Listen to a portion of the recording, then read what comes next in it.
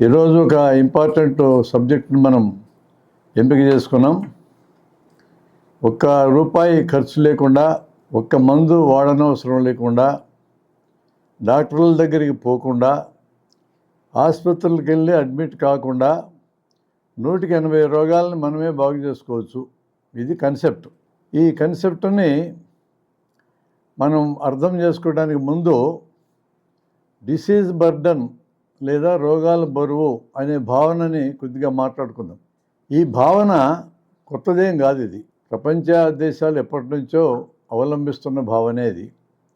అంటే ఏ దేశమైనా తమ దేశంలో ఉండే పౌరులందరికీ ఆరోగ్య అవసరాలు, వైద్య అవసరాలు తీరాలి అంటే ఎన్ని హాస్పిటళ్ళు ఉండాలి, ఎంతమంది డాక్టర్లు ఉండాలి, ఎంతమంది నర్సులు ఉండాలి, ఎన్ని బెడ్లు ఉండాలి, ఇలాంటివి లెక్కలేసుకోవడానికి ఆ జనాభాని మొత్తాన్ని దృష్టిలో పెట్టుకున్నప్పుడు జబ్బులు ఏ మోతాదులో, ఏ రకమైన జబ్బులు ఏ మోతాదులో వస్తున్నాయి అనేది తెలియడం అవసరం. లేదా ఆరోగ్య అవసరాలు అని అన్నప్పుడు ఆరోగ్యానికి ముఖ్యమైనవి తిండి, మంచినీళ్ళు, నివాస వసతి ఇలాంటివి ఉంటాయి కదా. వాటి గురించి వివరంగా మళ్ళా చూద్దాం. ఇలాంటివి ఏ మోతాదులో తమ జనానికి అవసరమవుతాయి, అలాంటి ఏర్పాట్లు చేయాలి అని లెక్కలేసుకోవడానికి ఈ రోగాల బరువు అనే కన్సెప్ట్ అవసరమవుతుంది. దీన్ని ఎట్లా లెక్కేస్తారంటే, ఇప్పుడు మన దేశం ఉదాహరణకి 140 కోట్ల జనాభా అనుకోండి. 140 కోట్ల జనాభాకి ఒక్క సంవత్సరంలో ఏ రకమైన జబ్బులు ఎన్నెన్ని వస్తాయి అది లెక్క. అంటే జలుబు అనే రోగం 140 కోట్ల మందికి సంవత్సరంలో ఒక్కసారి వచ్చింది అనుకుంటే 140 కోట్ల రోగాలు అని లెక్కేసుకోవాలి. కడుపు నొప్పి అంటే నుల్లు నొప్పి, కొద్దిపాటి నొప్పి సంవత్సరంలో ఒకసారి ప్రతి పౌరుడికి వచ్చిందని అనుకుంటే మరో 140 కోట్ల రోగాలు. పొడి దగ్గు లేదా అలర్జీ దగ్గు అనేది 2 సార్లు సంవత్సరంలో వచ్చిందనుకుంటే 280 కోట్ల రోగాలు. గుండె జబ్బులు ఒక 25 కోట్ల మందికి సంవత్సరంలో ఒకసారి వచ్చేది అనుకుంటే 25 కోట్ల రోగాలు. ఒక 30 కోట్ల మందికి షుగర్ జబ్బు వస్తుందనుకుంటే 30 కోట్ల రోగాలు. అరుదుగా వచ్చే క్యాన్సర్ రోగం 1,00,000 మందికి వస్తుందనుకుంటే 1,00,000 రోగాలు. ఇది లెక్కేసుకునే విధానం. వెరైటీ ఆఫ్ జబ్బుల గురించి కాదు ఇది, టోటల్ క్వాంటిటీ ఆఫ్ జబ్బులు. వెరైటీ కొన్ని వేలు ఉంటాయి. కొన్ని జబ్బులు సంవత్సరం మొత్తంలో 100 వచ్చేవి ఉంటాయి, 1000 వచ్చేవి ఉంటాయి, 2000 వచ్చేవి ఉంటాయి, ఇట్లా రకరకాలు ఉంటాయి. టోటల్ క్వాంటమ్ ఆఫ్ డిసీజెస్ని మనం లెక్క తీసుకున్నప్పుడు ఆరోగ్య అవసరాలు లేదా వైద్య అవసరాలు తీర్చాలంటే టోటల్ క్వాంటిటీ తెలియాలి. అంటే మొత్తం ఎన్ని జబ్బులు ఉన్నాయో తెలియాలి. దాన్ని రోగాల బరువు లేదా డిసీజ్ బర్డన్ అనే కన్సెప్ట్ కింద మాట్లాడతారు. ఇది చాలా ఎసెన్షియల్ విషయం. అడ్వాన్స్డ్ కంట్రీస్లో అయితే, ఐరోపా దేశాలు, అమెరికా, బ్రిటన్ ఇలాంటి చోట్లయితే దాదాపు 1 or 2% తేడాతో ఈ రోగాల బరువు మీద అంచనా కరెక్ట్గా ఉంటుంది వాళ్ళకి. మన దేశం లాంటి చోట్లయితే 5-10% తేడాతో దాదాపు కరెక్ట్ లెక్కేసుకుంటారు. ఈ సర్వేలు గవర్నమెంట్ చేస్తూనే ఉంటుంది. అది లేకపోతే ఎన్ని హాస్పిటల్ పెట్టాలి, ఎన్ని మెడికల్ కాలేజీలు పెట్టాలి, ఎంతమంది డాక్టర్లు తయారు కావాలి, అంచనా ఉండదు. ఈ అంచనా కోసమే ఈ పని చేస్తారు. ఇది రోగాల బరువు కన్సెప్ట్ అంటే. ఇప్పుడు మనం ఈ కన్సెప్ట్లోంచి స్టార్ట్ చేస్తున్నాం. ఈ రోగాల బరువు అనే కన్సెప్ట్లో ఉన్నటువంటి జబ్బులలో, అంటే టోటల్ క్వాంటమ్ ఆఫ్ డిసీజెస్లో 180 రోగాలకి ఏ మందు అక్కర్లేదు. ఇందాక నేను చెప్పినటువంటి పద్ధతిలోకి వస్తాయి. అంటే ఒక మందు అక్కర్లేదు, ₹1 ఖర్చు అక్కర్లేదు, ఒక డాక్టర్ అక్కర్లేదు, ఒక ఆసుపత్రి అక్కర్లేదు. 180 రోగాలు అవి. ఇవి ఏమేమి జబ్బులు ఈ కేటగిరీస్ కింద వస్తాయి అనేది మనం చూద్దాం. కొంత వివరంగా ఉదాహరణలతో సహా మీకు చెప్తాను. మొట్టమొదటి గ్రూప్ని సెల్ఫ్ లిమిటింగ్ డిసీజెస్ అంటారు. అంటే వాటంతట అవే తగ్గే జబ్బులు. ఎటువంటి వైద్యం అక్కర్లేకుండా, ఏ ఖర్చు లేకుండా జబ్బు వస్తుంది, దాని అంతటా పోతుంది. మనకు సామెత కూడా తెలుసు, జలుబనే రోగం వస్తే మందులు వాడితే వారంలో, వాడకపోతే 7 రోజుల్లో తగ్గుతుందని సామెత ఉంది. అంటే వారము 7 రోజులు రెండు ఒకటే. నువ్వు మందు వాడినా వాడకపోయినా అది దాని అంతటా తగ్గిపోయే రోగమే. వాటిల్లో షార్ట్ వైరల్ ఫీవర్స్ అనేది చాలా కామన్ డిసీజ్ మనకు వచ్చే వాటిల్లో. అంటే 5 రోజుల లోపల ఈ వైరస్ జ్వరం దాని అంతటా తగ్గిపోతుంది. మొత్తం జ్వరాలలో షార్ట్ వైరల్ ఫీవర్స్ అనేవి 180 పైన ఉంటాయి, 80-90 ఉంటాయి. వాటిల్లో ఈ షార్ట్ వైరల్ ఫీవర్స్ చాలా ఎక్కువ. అంటే తలకాయ నొప్పి ఉంటుంది, జ్వరం ఉంటుంది, ఒళ్ళు నొప్పులు ఉంటాయి, ఏ మందు వాడకపోయినా, ఏం ఖర్చు పెట్టకపోయినా రెస్ట్ తీసుకుంటే తగ్గిపోతుంది. ఇది సెల్ఫ్ లిమిటింగ్ డిసీజెస్కి ఒక ఇంపార్టెంట్ ఉదాహరణ. మనం ఎంతో దూరం కూడా వెళ్ళక్కర్లేదు. కరోనా పీరియడ్లో చాలా బీభత్సంగా ప్రపంచమంతా వణికిపోయిన జబ్బునే మనం పరిశీలించి చూద్దాం. ఇప్పుడు నేను మీకు ఇచ్చే ఈ డేటా ప్రపంచవ్యాప్తంగా సోషల్ అండ్ ప్రివెంటివ్ మెడిసిన్ అంటే కమ్యూనిటీ మెడిసిన్కి సంబంధించినటువంటి వాళ్ళు ఇచ్చిన డేటా ఇది. కరోనా పాజిటివ్ అని అంటే అర్థం ఏంటి? కరోనా జబ్బు అంటే కరోనా జబ్బును తీసుకొచ్చే ఆ వైరస్ శరీరంలోకి వెళ్ళింది అని అర్థం. కరోనా వైరస్ శరీరంలోకి వెళ్ళిన తర్వాత పాజిటివ్ వస్తుంది. పాజిటివ్స్లో 135 మందికి ఒక్క లక్షణం కూడా లేదు. అంటే వీళ్ళు మందులు ఆడక్కర్లా, ఆసుపత్రికి పోనక్కర్లా, ఖర్చు పెట్టక్కర్లేదని అర్థం. మరొక 45 మందికి కొద్దిపాటి లక్షణాలు అంటే షార్ట్ వైరల్ ఫీవర్లో వచ్చినట్టుగా కొద్దిగా దగ్గు, కొద్దిగా జలుబు, కొద్దిగా ఆయాసము, కొద్దిగా జలుబు అంతే వచ్చింది. ఇది మొత్తం ఇండియా మొత్తంలో స్టాటిస్టిక్స్ అదే. అంటే 45 మంది. అంటే కరోనా లాంటి బీభత్సకరమైన జబ్బులు కూడా 35 + 45 80% మందికి ఎటువంటి ప్రాబ్లము లేకుండా వాళ్ళంతటా వాళ్ళే బాగైనారు. వీళ్ళకి ఏ వైద్యము చేయనక్కర్లేకుండానే బయటపడ్డారు. మనకి హార్డ్ ఎవిడెన్స్ ఇది, వరల్డ్ వైడ్ ఉన్నటువంటి ఎవిడెన్స్ మనకది. మరో 15 మందికి జ్వరం కొద్దిగా పెరిగింది, కొద్దిగా జలుబు పెరిగింది, కొద్దిగా దగ్గు పెరిగింది, కొద్దిగా ఆయాసం పెరిగింది. వీళ్ళని హోమ్ ఐసోలేషను లేదా ఆసుపత్రి ఐసోలేషన్ ద్వారా బాగు చేశారు. పెద్దగా మందులు అక్కర్లేదు వాళ్ళకి. అంటే రెండో గ్రూపులో పడ్డారు. 10% గ్రూపులో కొద్దిగా మందులనే గ్రూపులో పడ్డారు. అంటే కొద్దిగా ఖర్చు లేదా కొద్దిగా మందులు, ఆసుపత్రి అక్కర్లా, డాక్టర్ అక్కర్లేదని అర్థం. వీళ్ళకి పారాసిటమాల్తో బాగైంది. మీకు గుర్తుండే ఉంటుంది, ఆ టైంలో కరోనా జబ్బుకి వైద్యం ఏముందయా, పారాసిటమాల్ తప్ప అని జగన్మోహన్ రెడ్డి అంటే అందరూ ఎగతాళి చేసి తిట్టారు ఆయన్ని. వాస్తవం ఆయన మాట్లాడింది, అబద్ధమే మాట్లాడలే. ఏముంది వైద్యము? షార్ట్ వైరల్ ఫీవర్కి పారాసిటమాల్ మ్యాక్సిమం ఇచ్చేది, అసలు వాడకపోయినా బాగవుతుంది. కరోనాలో 180కి అసలు మందులు అక్కర్లేదు. మరో 15 మందికి పారాసిటమాల్ తప్ప పనిచేసింది ఏం లేదు. ఆ టైంలో రకరకాల మందులు పనిచేస్తాయని విపరీతమైన ప్రచారాలు చేసినారు. కానీ ఈ 15 మందికి ఫైనల్గా పనిచేసింది పారాసిటమాల్ తప్ప ఇంకేం కాదనేది ఫ్యాక్ట్.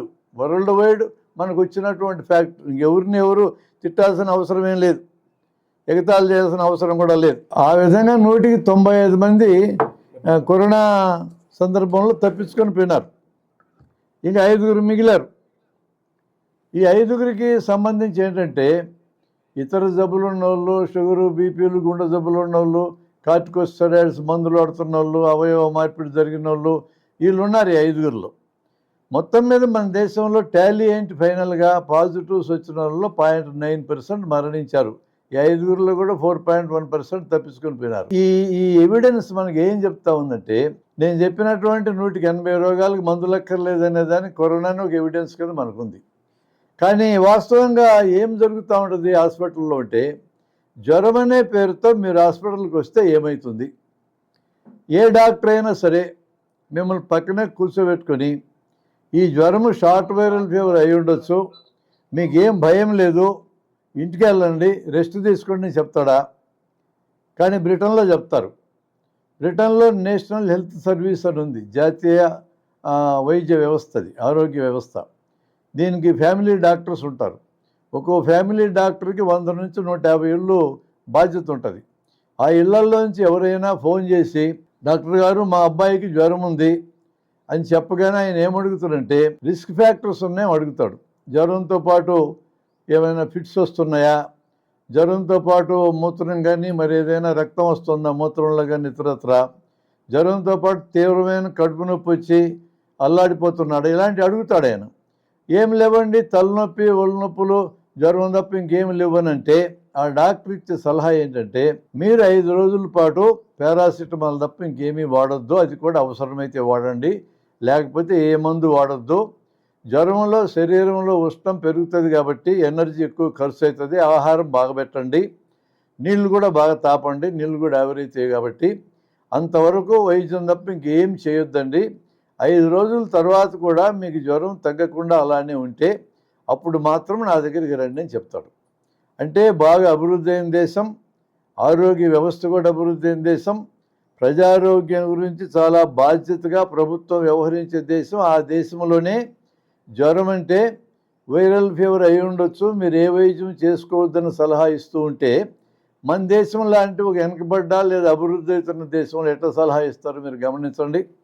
ఇదే మాటలు కానీ ఒక రోగికి డాక్టర్ చెప్తే రోగి ఏమనుకుంటాడు, ఈ డాక్టర్కి ఏం వైద్యం రాదు, పనికిమాలినోడు, ఇతని దగ్గరికి వచ్చినాను నేను ఎక్కడో 100 కిలోమీటర్ల నుంచి ఛార్జీలు పెట్టుకొని ఈ జ్వరం ఏం చేస్తుందో భయపడతా వస్తే ఏం కాదు పోయి ఇంటికి వెళ్ళి అంటాడేంది అని రోగి అనుకుంటాడేమోనని డాక్టర్ అనుకుని అతనికి 2-3 వేల పరీక్షలు రాయిస్తాడు. అవసరం ఉన్నా లేకపోయినా 1000 రూపాయల మందులు రాయిస్తాడు. ఇట్లా జరుగుతుందా లేదా మన దేశంలో? మీరు గమనించండి. షార్ట్ వైరల్ ఫీవర్స్కి వైద్యం ఏంటి? ఏమి లేదు, ఇంటికి వెళ్ళమంటే వైద్యం. శుభ్రంగా తిండి తిను, మంచినీళ్ళు తాగు, రెస్ట్ తీసుకో, దట్స్ ఆల్, 5 డేస్లో తగ్గిపోతుందని చెప్పడమే కరెక్ట్ వైద్యం. అలా చెప్పినందుకు 2-3 వేల పరీక్షలకి అయ్యే ఖర్చు మిగిల్చినందుకు 1000 రూపాయలు అనవసరంగా మందులు రాయకుండా ఉన్నందుకు డాక్టర్కి ఫీజు ఇవ్వచ్చు కదా, 100-200. ఇంక ఎక్కువ ఇచ్చినా తప్పే ఉంది. అసలు నువ్వేం చేసినా వైద్యం నాకు ఇంటికి వెళ్ళిపోయి రెస్ట్ తీసుకొని చెప్పిన దానికి నీకు ఫీజు ఎందుకు ఇవ్వాలా అంటాడు. అంటే జనానికి అవగాహన లేకపోవడం వల్ల జరుగుతున్న నష్టం ఇది. అంటే 2-3 వేలకి పరీక్షలు రాయించి రక్త పరీక్షని, మలేరియా పారాసైట్ ఉందో లేదో చూద్దాము, టైఫాయిడ్ ఉందో లేదో చూద్దాము, కొద్దిగా దగ్గు వస్తే ఎక్స్రే తీద్దాం, ఈ విధంగా 2-3 వేలు ఖర్చు పెట్టి ఇచ్చిన డాక్టర్ పెద్ద డాక్టర్ కింద మనం భావిస్తాము. ఆ పరీక్షలు అన్నీ నార్మల్గా వచ్చినప్పటికీ కూడా, నార్మల్ ఉన్నాయి పరీక్షలు అయినా కూడా మందులు, ఎందుకు వాడాలండి? ఏం రోగం, ఏం పరీక్షల్లో ఏమీ రాలేదు, మామూలు జ్వరం, అయినా కూడా మందులు వాడేది ఏంది? ఈ డైలాగ్ చెప్తే ఎరిమొద్దులాగా వినూరుకునేది ఏంది మీరు? ఏ పరీక్షలే అన్నీ నార్మల్ వచ్చినాయి సార్, మామూలు జ్వరం అయితే మందులు ఎందుకు వాడాలి మీరు అడగరెందుకు? అలా ఉంది మన కల్చర్, హెల్త్ కల్చర్. ఇలాంటివే మరికొన్ని జబ్బులు ఉన్నాయి, వైద్యం అక్కర్లేని జబ్బులు, వాటంతరయ్యే తగ్గిపోయే జబ్బుల్లో పెద్ద లిస్ట్ అది. మనం కరోనా గురించి చూసాం, జ్వరాల గురించి చూసాం. డయేరియాస్ అంటే నీళ్ళ విరేచనాలు 100కి 70 వైరల్ డయేరియాస్ అంటే వైరస్తో వచ్చే విరేచనాలు. వైరస్ను చంపడానికి మందులేం పనిచేయవు. యాంటీబయాటిక్స్ అనే మందులు వాడకూడదు. యాంటీబయాటిక్స్ విచ్చలవిడిగా వాడితే యాంటీబయాటిక్ రెసిస్టెన్స్ అనేది వస్తుంది. అంటే తర్వాత బ్యాక్టీరియా అనే క్రిములతో రోగాలు వచ్చినా యాంటీబయాటిక్స్ పనిచేయని పరిస్థితి వస్తుంది. అసలు యాంటీబయాటిక్స్ తిని బతికే క్రిములు కూడా తయారవుతాయి. యాంటీబయాటిక్స్లో జరిగే రీసెర్చ్ యొక్క వేగము ఈ బ్యాక్టీరియాలో రెసిస్టెన్స్ వచ్చే వేగంతో పోలిస్తే బ్యాక్టీరియాలో రెసిస్టెన్స్ వేగంగా వస్తుంది కొత్త యాంటీబయాటిక్స్ మనం కనిపెట్టే వేగం కంటే. ఇది చాలా ప్రమాదకరమైన పరిస్థితికి ఇప్పటికే ప్రపంచంలో వచ్చేసింది. ఏ హాస్పిటల్కి వెళ్ళినా నోసోకోమియల్ ఇన్ఫెక్షన్ అని, అంటే రెసిస్టెన్స్ వచ్చిన ఆర్గనిజమ్స్ వాతావరణంలో తిరుగుతూ ఉంటాయి. అందుకని అక్కడ ఆపరేషన్ చేసినా ఆపరేషన్ల గాయాల్లోకి క్రిములు ఏంటంటే మానవు, బయట అట్లాంటి క్రిములు ఉండవు, కానీ హాస్పిటల్స్లో ఉంటాయి. దానికి కారణం గాలిలో క్రిములు తిరగడమే కాదు, యాంటీబయాటిక్స్ కూడా తిరుగుతూ ఉంటాయి. ఈ యాంటీబయాటిక్స్ని క్రిములు తిని రెసిస్టెన్స్ సంపాదించుకుంటాయి. అది అసలు విషయం. అంటే యాంటీబయాటిక్ రెసిస్టెన్స్ పెరగడానికి దారితీస్తుంది డయేరియాస్లో కానీ మనం యాంటీబయాటిక్స్ వాడితే. మరి వీటికి చేయాల్సిన వైద్యం ఏంది? సింపుల్. లీటర్ నీళ్ళల్లో చారెడు చక్కెర వేయండి, 3 ఏళ్లతో వచ్చేంత ఉప్పు వేయండి, కలపండి. ఆ నీళ్ళని ఒక చుక్క నాలుక మీద వేసుకుంటే కళ్ళెమిడి వచ్చే నీళ్ళంత ఉప్పుగా ఉండాలి. ఎక్కువ ఉప్పుగా ఉంటే కొద్దిగా నీళ్ళు పోయండి, తక్కువ ఉప్పుగా ఉంటే కొద్దిగా ఉప్పు వేయండి, అంతే. ఆ నీళ్ళని పెద్దవాళ్ళు అయితే గంటకు 2 లీటర్లు, పిల్లలకైతే లీటర్ లెక్కన తాపిస్తూ ఉండండి. ఈ వైరస్ని, ఈ డయేరియాని తీసుకొచ్చే, నీళ్ళ విరేచనాలను తీసుకొచ్చే వైరస్ని మన శరీరమే ఎదుర్కొని బాగు చేస్తుంది. మనం ఏ మందు వాడక్కర్లేదు. ఇదొక ఉదాహరణ. మరొక ఉదాహరణ మయాల్జియా అంటారు దీన్ని, అంటే కండరాల నొప్పి. చాలామంది రోగులు చురుక్ అని, గుండె దగ్గర చురుక్ అని బాధగా ఉంది సార్ అని వస్తారు. గుండె దగ్గర చురుక్ అని వచ్చిన నొప్పి, దాని పేరు మయాల్జియా అంటారు, అంటే మజిల్ పెయిన్. మయాల్జియా అంటే మజిల్ పెయిన్ అని అర్థం. గుండె నొప్పి అయితే అట్లా రాదు. గుండె నొప్పి అయితే పైపట్లో కానీ, ఎదురమ్మేమకి వెనక కానీ, ఎడంపక్క కానీ రావాలి. అలా వచ్చినప్పుడు ఆ నొప్పి బరువెత్తినట్టయిన ఉంటుంది, బిగదీసినట్టయిన ఉంటుంది, మంటలాగైన ఉంటుంది. ఈ 3 రకాలుగానే వస్తుంది. ఈ నొప్పి ఎడం పక్క చేతికి కానీ, ఎడం పక్క దవడకు కానీ, ఎడం పక్క భుజానికి కానీ పాకుతుంది. ఇది క్లాసికల్ పిక్చర్. గుండె పోటు కానీ, గుండె నొప్పి కానీ అయితే ఈ రకంగానే వస్తుంది, మరో రకంగా రాదు. ఈ చురుక్ అనేది అసలు గుండె జబ్బు కానే కాదు. ఒక్కసారి రోగి మన దగ్గరికి వచ్చి చురుక్ అంటుందని చెప్పినాడంటే అర్థం ఇది గుండె జబ్బు కాదు అని. స్పష్టంగా రోగికి చెప్పచ్చు, నీ గుండె జబ్బులు ఇంటికి పోని. నేను నా ప్రాక్టీస్లో నిరంతరం అట్లే చెప్తా. ఈసీజీ కూడా తీయక్కర్లా, నీ గుండె జబ్బు కాదని చెప్పచ్చు. కానీ ఈ చురుక్కని నొప్పి ఉండే రోగులు డైరెక్ట్గా కార్డియాలజిస్ట్ దగ్గరికి వెళ్తారు, అంటే గుండె డాక్టర్ దగ్గరికి వెళ్తారు. మామూలు ఎంబీబీఎస్ డాక్టర్ దగ్గరికి కూడా వెళ్ళరు. మరీ పేదలైతే ఆర్ఎంపీల దగ్గరికి వెళ్తారు, పేదలైతే దిగుమతి తరగతి వాళ్ళు అయితే జనరల్ హాస్పిటల్ వెళ్తారు. కానీ అప్పర్ మిడిల్ క్లాస్ లేదా వాళ్ళని చూసి వాతలు పెట్టుకునే చిన్న మిడిల్ క్లాసు, ఇంకా పై క్లాస్ చెప్పక్కర్లేదు, వీళ్ళు ఎవ్వరు కూడా కార్డియాలజిస్ట్ కంటే తక్కువ మనిషి దగ్గరికి పోరు. కార్డియాలజిస్ట్ దగ్గరకుండే ఆయనకుండే సమస్య ఏంది, వీళ్ళు అదే పనిగా నా దగ్గరికి వచ్చారు గుండె నొప్పిని, నేను అన్ని రకాల పరీక్షలు చేసి గుండె జబ్బు కాదని తేల్చుకొని చెప్పాలి కదా. రేపు పొద్దున పొరపాటున ఏమన్నా గుండె జబ్బు ఏదైనా ప్రమాదం అయితే నా నెత్తికి వస్తుంది కదా అని భయం ఆయనకి సహజంగా ఉంటుంది. వెళ్ళింది స్పెషలిస్ట్ దగ్గరికి కాబట్టి అన్ని రకాల పరీక్షలు చేసిన తర్వాతనే తేల్చాలనుకుంటాడు ఆయన. ఈసీజీ పరీక్ష చేస్తారు, ఈకో పరీక్ష చేస్తారు, ట్రెడ్మిల్ పరీక్ష చేస్తారు. ఈ అన్ని పరీక్షలు చేసిన తర్వాత 2-3 వేలు ఖర్చు అయిన తర్వాత వీటిల్లో ఏమి లేదని అప్పుడు డిక్లేర్ చేస్తారు. ఒక్కోసారి అట్లా కూడా ఉండదు. ఒకసారి ఓ టీచర్ నా దగ్గరికి వచ్చారు, 40 ఏళ్ళ వయసు ఉండే టీచర్, నా ఫ్రెండ్ అతను. ఏమయ్యా బాగున్నావా అన్న. బాగలేకేం సార్ గుర్రాలాగా ఉన్నా అన్నాడు ఆయన. నాకు వచ్చిన అనుభవం లాంటిది అనేక మందికి వచ్చి ఉంటుందిలేండి, అందుకని ఎవరి అనుభవమైనా ఒకటే.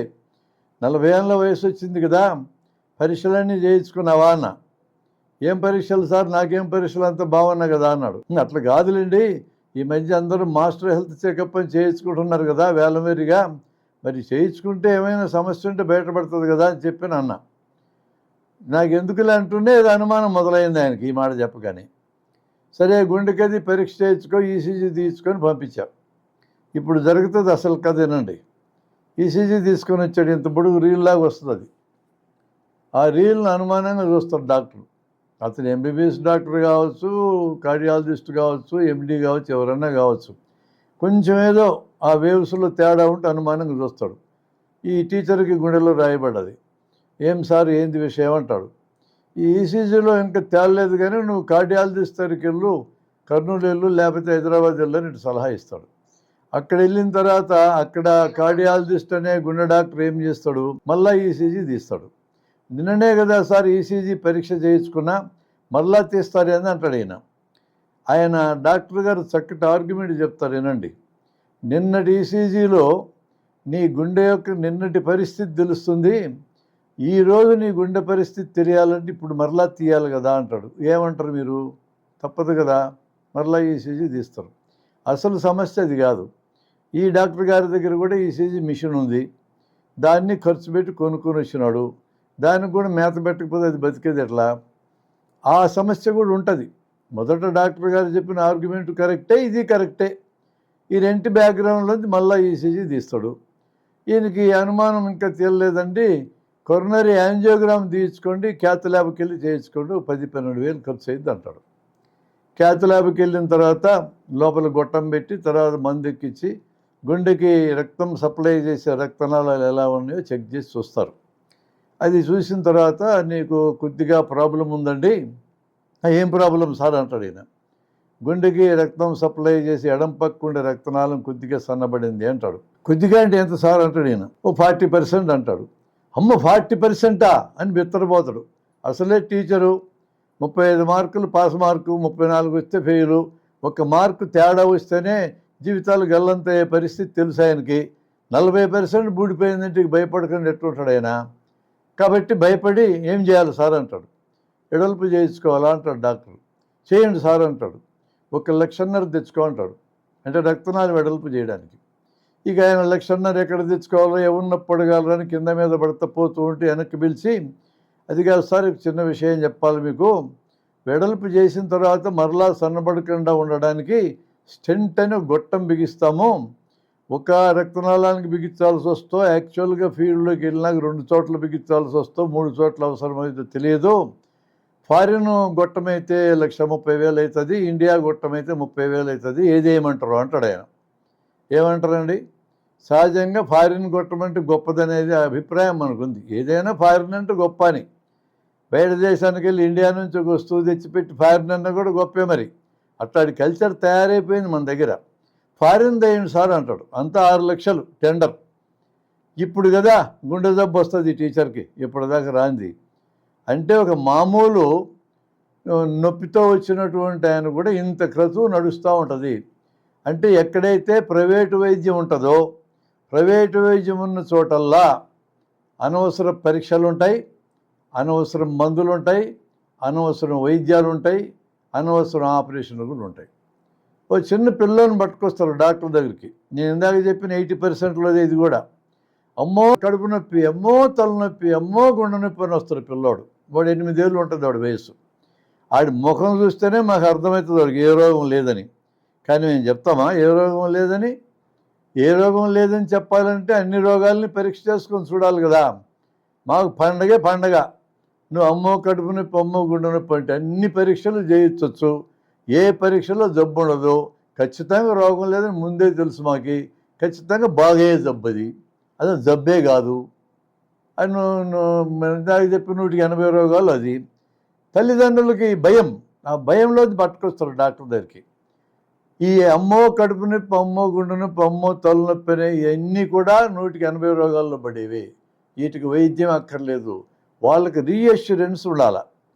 రీఅష్యూరెన్స్ అంటే ధైర్యం చెప్పాలి. ఏం కాదమ్మా, మీరు ర్యాంకులు మార్కులు అని చెప్పి టెన్షన్ పెట్టినారు పిల్లల్ని. పెట్టగాకండి టెన్షను. అక్కడ స్కూల్లో టీచర్లు టెన్షన్ పెడతారు, ఇక్కడ మీరు టెన్షన్ పెడతారు.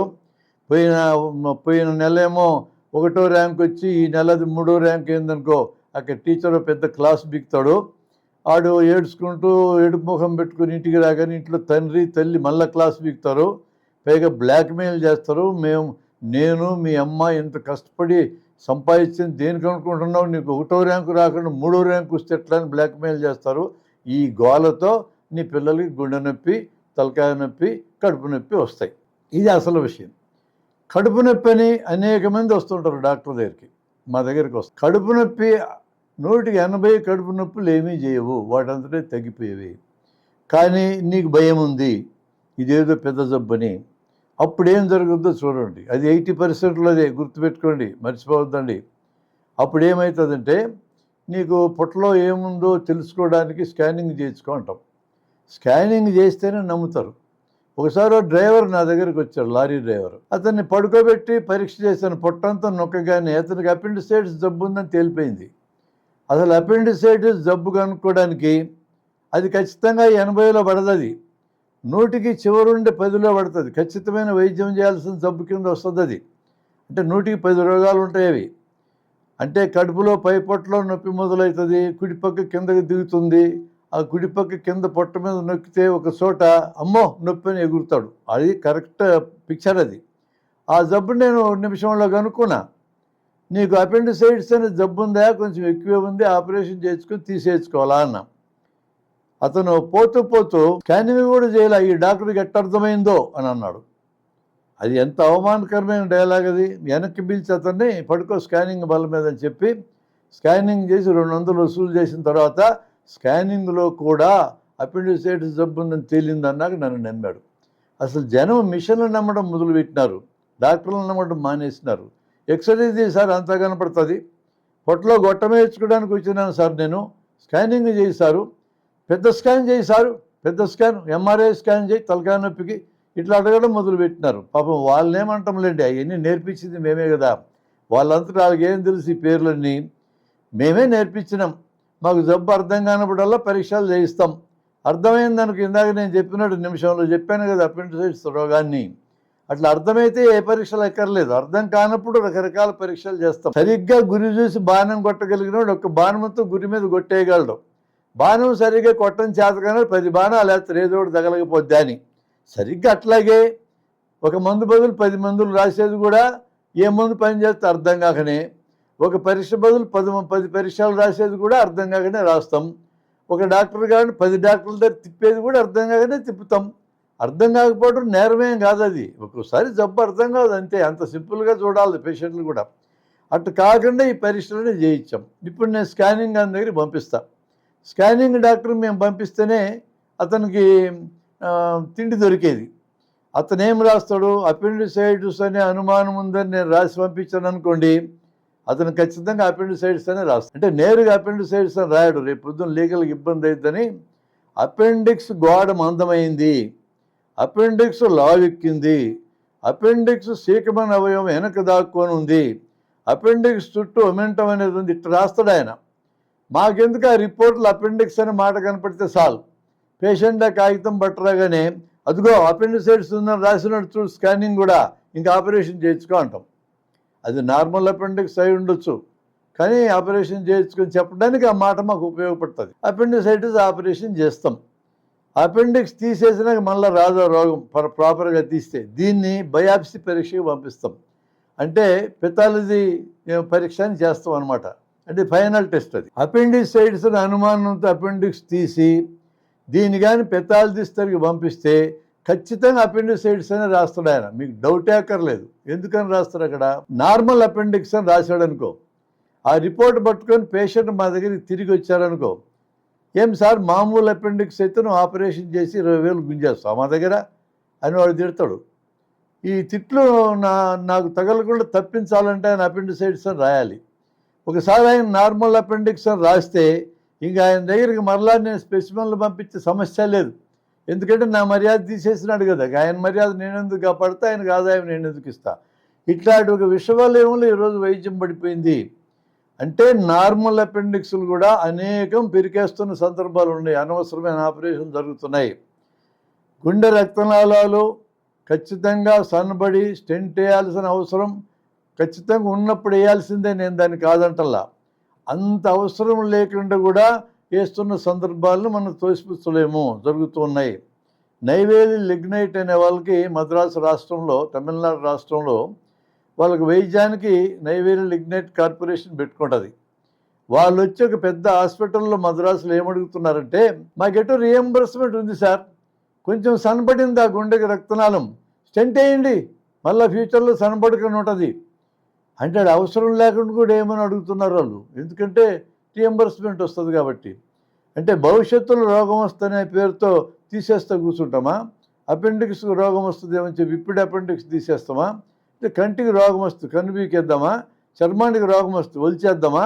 ఎముకలు క్యాన్సర్ వస్తుంది ఎముకలు బీకేద్దామా? ఏంది అర్థం లేని వాదన? రోగం వస్తే వచ్చినప్పుడు వైద్యం చేయాలా, రోగం రాకపోతే ఎందుకు చేయాలా? ప్రివెంటివ్ పేరుతో ఇన్ని రకాల వైద్యాలు చేయాలన్నా, ఇన్ని రకాలుగా స్టంటులు ముందు చేయాలన్నా, ప్రివెంటివ్ పేరుతో అపెండిక్స్లు తీయాలన్నా అనే క్వశ్చన్ వస్తుంది. It is an ethical question, అది మామూలు క్వశ్చన్ కాదు అది. అలాంటివే మడమసోలు నొప్పి ఒకటి వస్తుంది. మడమసోలు నొప్పి దాని అంతటా తగ్గిపోయే జబ్బది. నిద్ర లేవగానే కాలు కింద పెట్టలేము, 4 అడుగులు వేయగానే తగ్గిపోద్ది. దీనికి వైద్యం అక్కర్లా. మహా అయితే 2వ గ్రూపులో పడుతుంది. 80 పోగా ఇంకా 10 రోగాలు ఉన్నాయి. ఈ 10 రోగాలు ఈ 2వ గ్రూపులు ఏముంటాయంటే, కొద్దిగా మందులు ఆడాలి, కొద్దిగా ఖర్చు అవుతుంది, డాక్టర్ అక్కర్లేదు, ఆసుపత్రి అక్కర్లేదు అనే గ్రూప్ అది. ఈ మడమసోలు నొప్పి తట్టుకోలేక నొప్పి ఉంటే పారాసిటమాల్ వేసుకో, 4 అడుగులు వేస్తే నొప్పి తగ్గిపోద్ది కదా. తట్టుకోలేకపోయేది ఏంది? కొన్నాళ్ళకి అదే తగ్గిపోద్ది దాని అంతా అది. కానీ దీనికోసం మీరు హాస్పిటల్కి వస్తే ఈరోజు ప్రైవేటు వైద్యం ఉన్న దగ్గర ఖచ్చితంగా కాలుకి ఎక్స్రే తీస్తాడు. కాలుకి ఎక్స్రే తీస్తే 40 ఏళ్ళు దాటిన వాళ్ళందరికీ క్యాల్కేనియల్ స్పర్ అనే పేరుతో చిన్న ఎముక పెరిగి ఉంటుంది. అదిగో దాని గుండా వచ్చిన చూడు నొప్పి అని చెప్పేస్తాడు ఆయన. ఉండొచ్చు దాని గుండా.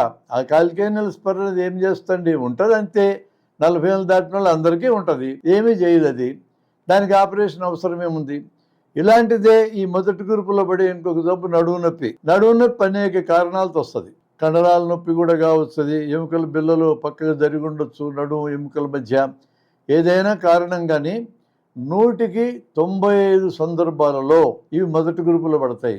ఒక మందు అక్కర్లా, ఆసుపత్రి అక్కర్లా, ఖర్చు అక్కర్లా, డాక్టర్ అక్కర్లా గ్రూపులో పడతాయి. వీళ్ళకి చేయాల్సిందల్లా ఏంటంటే, గట్టిగా ఉండే వస్తువు మీద నిద్రవో, అంటే హార్డ్ సర్ఫేస్ పై పడుకో, ఇనుప మంచం కానీ చెక్క మంచం కానీ అరుగు మీద కానీ నేల మీద కానీ పడుకోండి. తల కింద దిండు తీసేయండి. ముందుకు వంగి బరువులెత్తే కార్యక్రమం చేయవద్దు. నొప్పి తగ్గడం మొదలెట్టిన తర్వాత నడుముకి ఎక్సర్సైజ్ చేయండి. అంటే ముందుకు వంగడం, వెనక్కి వంగడం, ఇటు సైడ్ వంగడం, ఇటు రౌండ్ తిరగడం. 6 మూమెంట్స్. ఒక్కో మూమెంట్ 50 సార్లు చేయండి.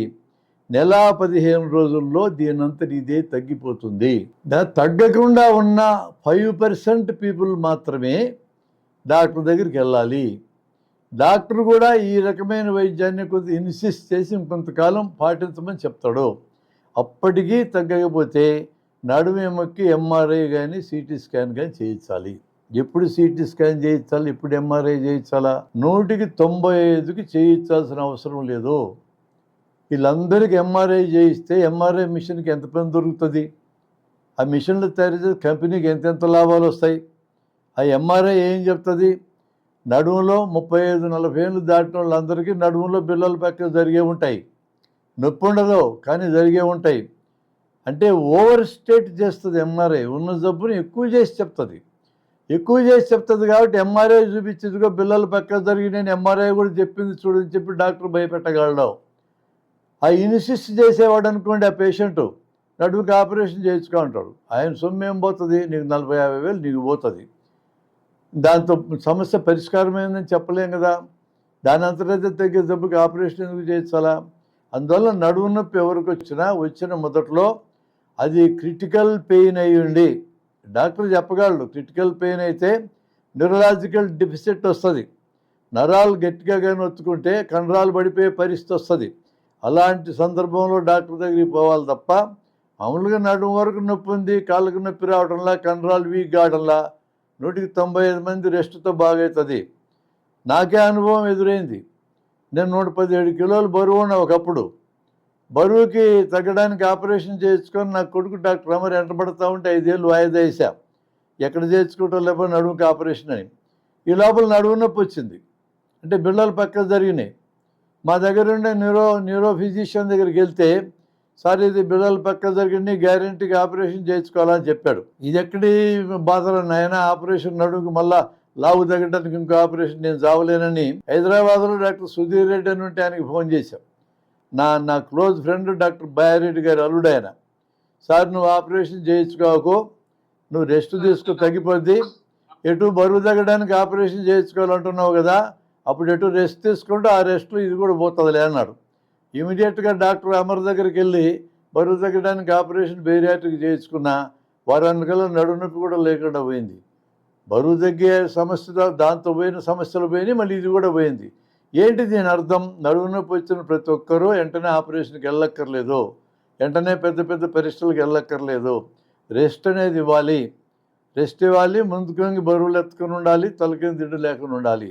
అంటే అంత పెద్ద నడుము నొప్పి అనే సమస్యకు కూడా 100కి 95 సందర్భాలలో మందు అక్కర్లేని, డాక్టర్ అక్కర్లేని, ఖర్చు అక్కర్లేని, ఆసుపత్రులు అక్కర్లేని గ్రూపులో పడ్డాయి అనేది మనం గమనించాలా. ఇక ఇంకొక చిన్న సమస్య చెప్తా. 2వ గ్రూపుకి కూడా లింక్ ఉండే సమస్య. 2వ గ్రూపు 3వ గ్రూపుని, 1వ గ్రూపు 2వ గ్రూపు పక్కనే చూడండి. 1వ గ్రూపు వైద్యం అక్కర్లేని గ్రూపు, 2వ గ్రూపు కొద్దిగా వైద్యం అక్కరయ్యే గ్రూపు. కళ్ళల్లో పని చేస్తే కంట్లో నలకబడింది, కన్ను నొప్పి మొదలైంది. కన్ను నలపకూడదు, మొదటి సూత్రం అది.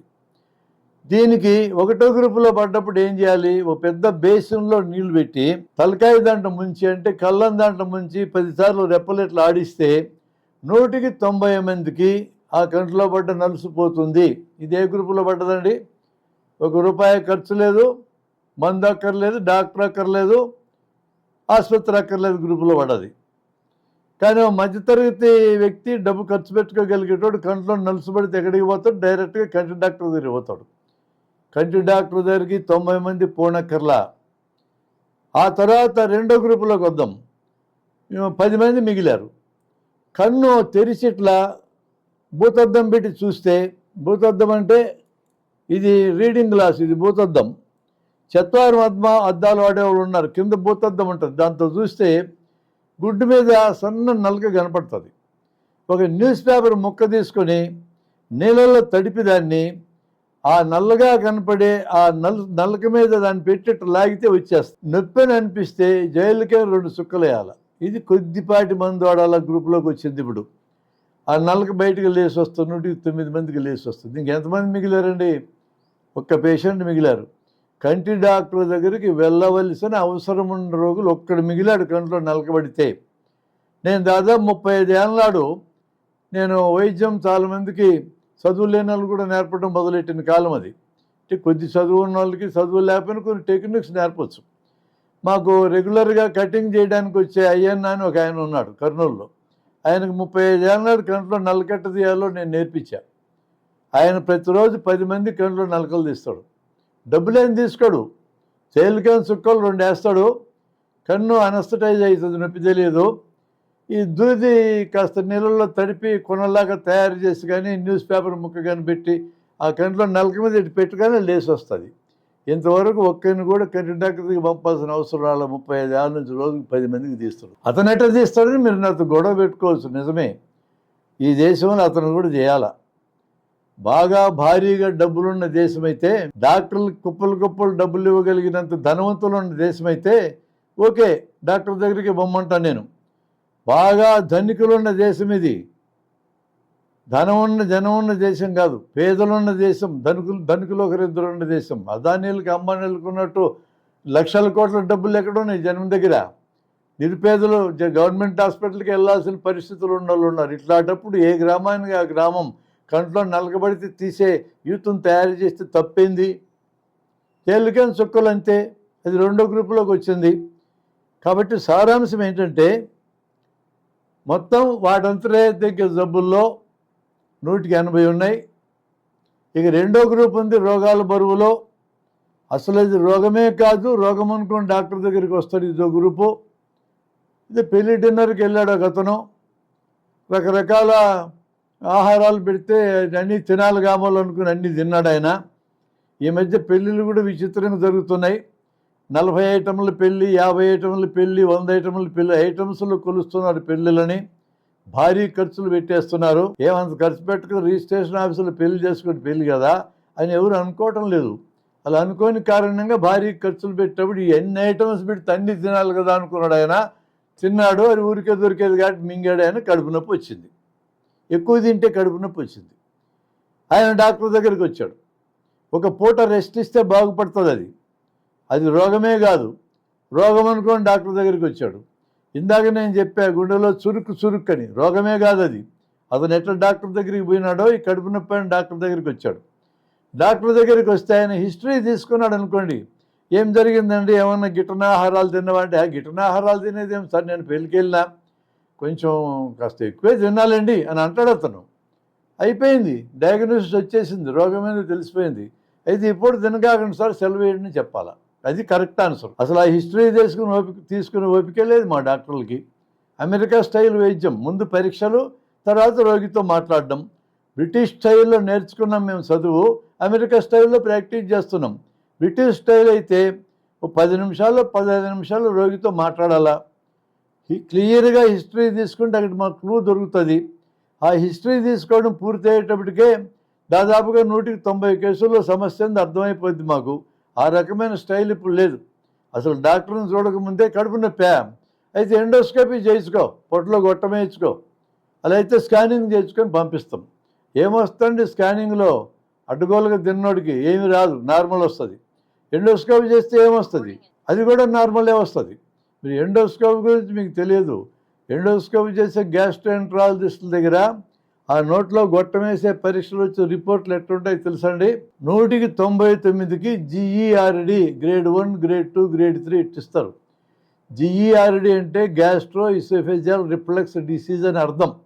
ఇసోఫెజైటిస్, గ్యాస్ట్రైటిస్, డ్యూడెనైటిస్ ఇట్లా అన్నమాట. అట్లాంటి పేరు పెడితే మీకు అర్థమవుతుందని, మీకు అర్థం కాకుండా ఉంటుంది జిఈఆర్డి గ్రేడ్ 1, గ్రేడ్ 2 అని పేరు పెట్టేస్తాం. అంటే పొక్కింది, పేగు పొక్కింది అని అర్థం. పేగు పొక్కడానికి కారణం టెన్షను. పేగు పొక్కింది కాబట్టి ముందు గొట్టమేయడానికి 1000 రూపాయలు ఖర్చు అయింది, స్కానింగ్ పోతే 1000 రూపాయలు ఖర్చు అయింది. ఇక నువ్వు గొట్టమంతా వేయించుకొని 1000 రూపాయలు ఖర్చు పెట్టాక నీకు మందులు రాయకుండా పంపిస్తే మా మర్యాద ఏముంది? కాబట్టి 1000 రూపాయలకి మేము మందులు రాయించి పంపిస్తాం. మీరు ఎక్కడైనా టాలీ తీసుకోండి, గ్యాస్ట్రోఎంట్రాలజిస్ట్ దగ్గర ఎండోస్కోపీ చేసిన రిపోర్టుల్లో 100కి 90 నుంచి 99 GERD అని వస్తుంది. క్యాన్సర్ అని అల్సర్ అని వచ్చే 1%, 2% కూడా ఉండవు. ఆ 1%, 2% మిస్ కాకుండా ఉండాలంటే 100 మందికి గొట్టమేయాలి కదా అని మేము ఆర్గ్యుమెంట్ చెప్తాం. కరెక్టే ఆర్గ్యుమెంటు. అది మిస్ కాకుండా ఉండాలంటే వేయాలి. అయ్యా జన్మ దగ్గర దండిగా డబ్బులుండి బాగా ధనవంతులైంటే అందరికీ గొట్టాలు వేసుకోండి, మాకు వచ్చిన అభ్యంతరం లేదు. కానీ అత్యంత నిరుపేదలు ఉన్న ఈ దేశంలో అందరికీ గొట్టాలేసి తలా 1000 రూపాయలు ఖర్చు పెట్టించడం న్యాయం కాదు. అందుకనే ఏం చేయాలంటే, ఇది ఒత్తిడి వలన వచ్చింది, సైకోసోమాటిక్ గ్రూప్ కింద వస్తుంది, అదేం జబ్బు కాదు, నువ్వేం ఒరిగానక్కర్లా, ఒక నెల రోజులు వెయిట్ చేసి చూడు అని చెప్పొచ్చు. లేదా చిన్న మందులు 2వ గ్రూపులో పెట్టేసి చిన్న మందులు రాసి పంపించవచ్చు. దీన్ని గొట్టమేసేదాకా వెళ్ళాల్సిన అవసరం లేదు. అందుకని 2వ గ్రూపులోకి వచ్చేటప్పటికి రోగం కాని రోగాలే కానీ అని మా దగ్గరికి వస్తాయి. ఇక 3వ గ్రూప్ ఉంది, ఇది కూడా ఇంపార్టెంట్ గ్రూపే. సంఖలో బిళ్ళలు ఉంటాయి, లింఫ్ నోడ్స్, మెడలో బిళ్ళలు వస్తాయి, గజ్జల్లో బిళ్ళలు వస్తాయి. ఇవి లింఫ్ నోడ్స్ చాలా సాధారణంగా వస్తాయి. మెడలో లింఫ్ నోడ్స్ అనేవి ఒకదాని కూడా అతుక్కొని ఉంటుంది, టీబీ జబ్బు అయి ఉండొచ్చు. కానీ సింగిల్గా వచ్చే లింఫ్ నోడు 99% సందర్భాలలో దానికి సిగ్నిఫికెన్సే లేదు. అరుదుగా అట్లాంటి లింఫ్ నోడు పొట్టలో క్యాన్సర్ అయితే బయటపడే అవకాశం ఉంది. దాన్ని ఎక్కువ సందర్భాలు వదిలేయగలిగినటువంటివి. చిన్నపిల్లలను పట్టుకొస్తారు, మెడలో చిన్న గడ్డ ఉందంటూ, అది దాదాపు ఏం చేసేది కాదు. ఇవి జబ్బులే. వీటిని FNAC అని పరీక్ష చేయిస్తే చిన్న పరీక్ష, అదేం జబ్బు తేలిపోద్ది. వీటన్నిటికీ పెద్ద పెద్ద వైద్యాలు తీసేయటం అనేంత పరిస్థితి చేయాల్సిన అవసరం లేదు. చర్మం కింద లైపోమా అనే గడ్డలు ఉంటాయి, చర్మం కింద పొట్టలో చర్మం కింద కూడా ఉంటాయి, చేతికి కాలికి కూడా ఉంటాయి. ఇవి లైపోమా అంటే జబ్బు అని అర్థం. అది పెరగదు, తరగదు, మందులు పనిచేయవు, నిన్నేమి చేయవు, నిన్ను సంపదు, నువ్వు బతికినంతకాలం నీ అంటూ ఉంటుంది. అది వాటి లక్షణాలు. అంటే ఇవి జబ్బులే కానీ ఏమీ చేయవు. అలాంటి గడ్డలు ఏవైనా గబగబా పెరిగినా, నొప్పి చేసినా, చర్మం కింద ఫ్రీగా కదలకుండా అతుక్కొని ఉన్నా, పుండుబడిన ఈ 4 కండిషన్స్లోనే డాక్టర్ దగ్గరికి వెళ్ళాలి. చివరి గ్రూపులో పడతాయి. చివరి గ్రూప్ 10% ఉంటాయి ఖచ్చితంగా వైద్యం చేయాలనే గ్రూపు. మొదటి గ్రూపు వైద్యం అక్కర్లేని గ్రూపు, 2వ గ్రూపు జబ్బులే కానివి, 3వ గ్రూపు జబ్బే కానీ పెరగదు తరగదు అట్లే ఉంటుంది, 4వ గ్రూపు సైకోసోమాటిక్ గ్రూపు. ఇది రోగాల బరువులో 4 గ్రూపులు. మనం మొదలు తీసుకున్న కేటగరైజేషన్ ఏంటి? మందులక్కర్లా, డాక్టర్లక్కర్లా, ఖర్చు అక్కర్లా గ్రూపు 100కి 80. కొద్దిపాటి మందులు, కొద్దిపాటి ఖర్చు, డాక్టర్ అక్కర్లా, ఆసుపత్రులు అక్కర్లా 100కి 10 2వ గ్రూపు. ఇంకా 10 మిగిలినవి ఖచ్చితంగా వైద్యం అవసరం. ఈ అన్ని స్పెషాలిటీలు, ఇంతమంది డాక్టర్లు, ఇన్ని మెడికల్ కాలేజీలు, ఇన్ని బెడ్లు, ఇంతమంది నర్సులు, ఇన్ని పరీక్షలు, ఇన్ని సాధనాలు, ఇన్ని ఆపరేషన్ సామాగ్రి అన్నీ ఆ 10 జబ్బుల కోసమే.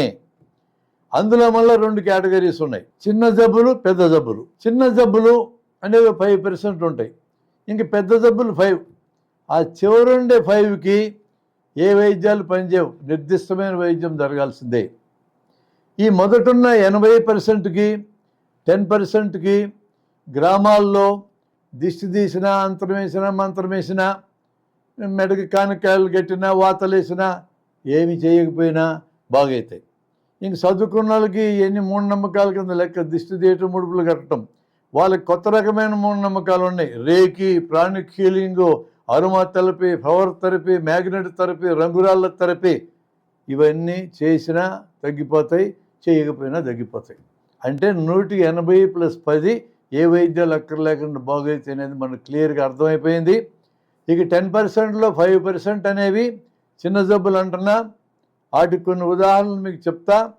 తలకి చిన్న గాయమైంది, తలకు ఉండే చర్మానికి రక్తం సప్లై చాలా ఎక్కువ ఉంటుంది కాబట్టి విపరీతంగా రక్తం కారుతుంది. కొంచెం రక్తం కారిన స్ప్రెడ్ అయ్యి చాలా కారినట్టు అనిపిస్తుంది. అమ్మో రక్తం అని చెప్పని భయపడతాం, డాక్టర్ దగ్గర పరిగెత్తాం. నా సూచన ఏంటంటే, ఇది చిన్న జబ్బుల కింద వచ్చింది. ఇది దెబ్బ తగిలింది అనుకున్న చోట చేతితో గట్టిగా పట్టుకోండి, 5 నిమిషాలు రక్తం కారటం ఆగిపోతుంది.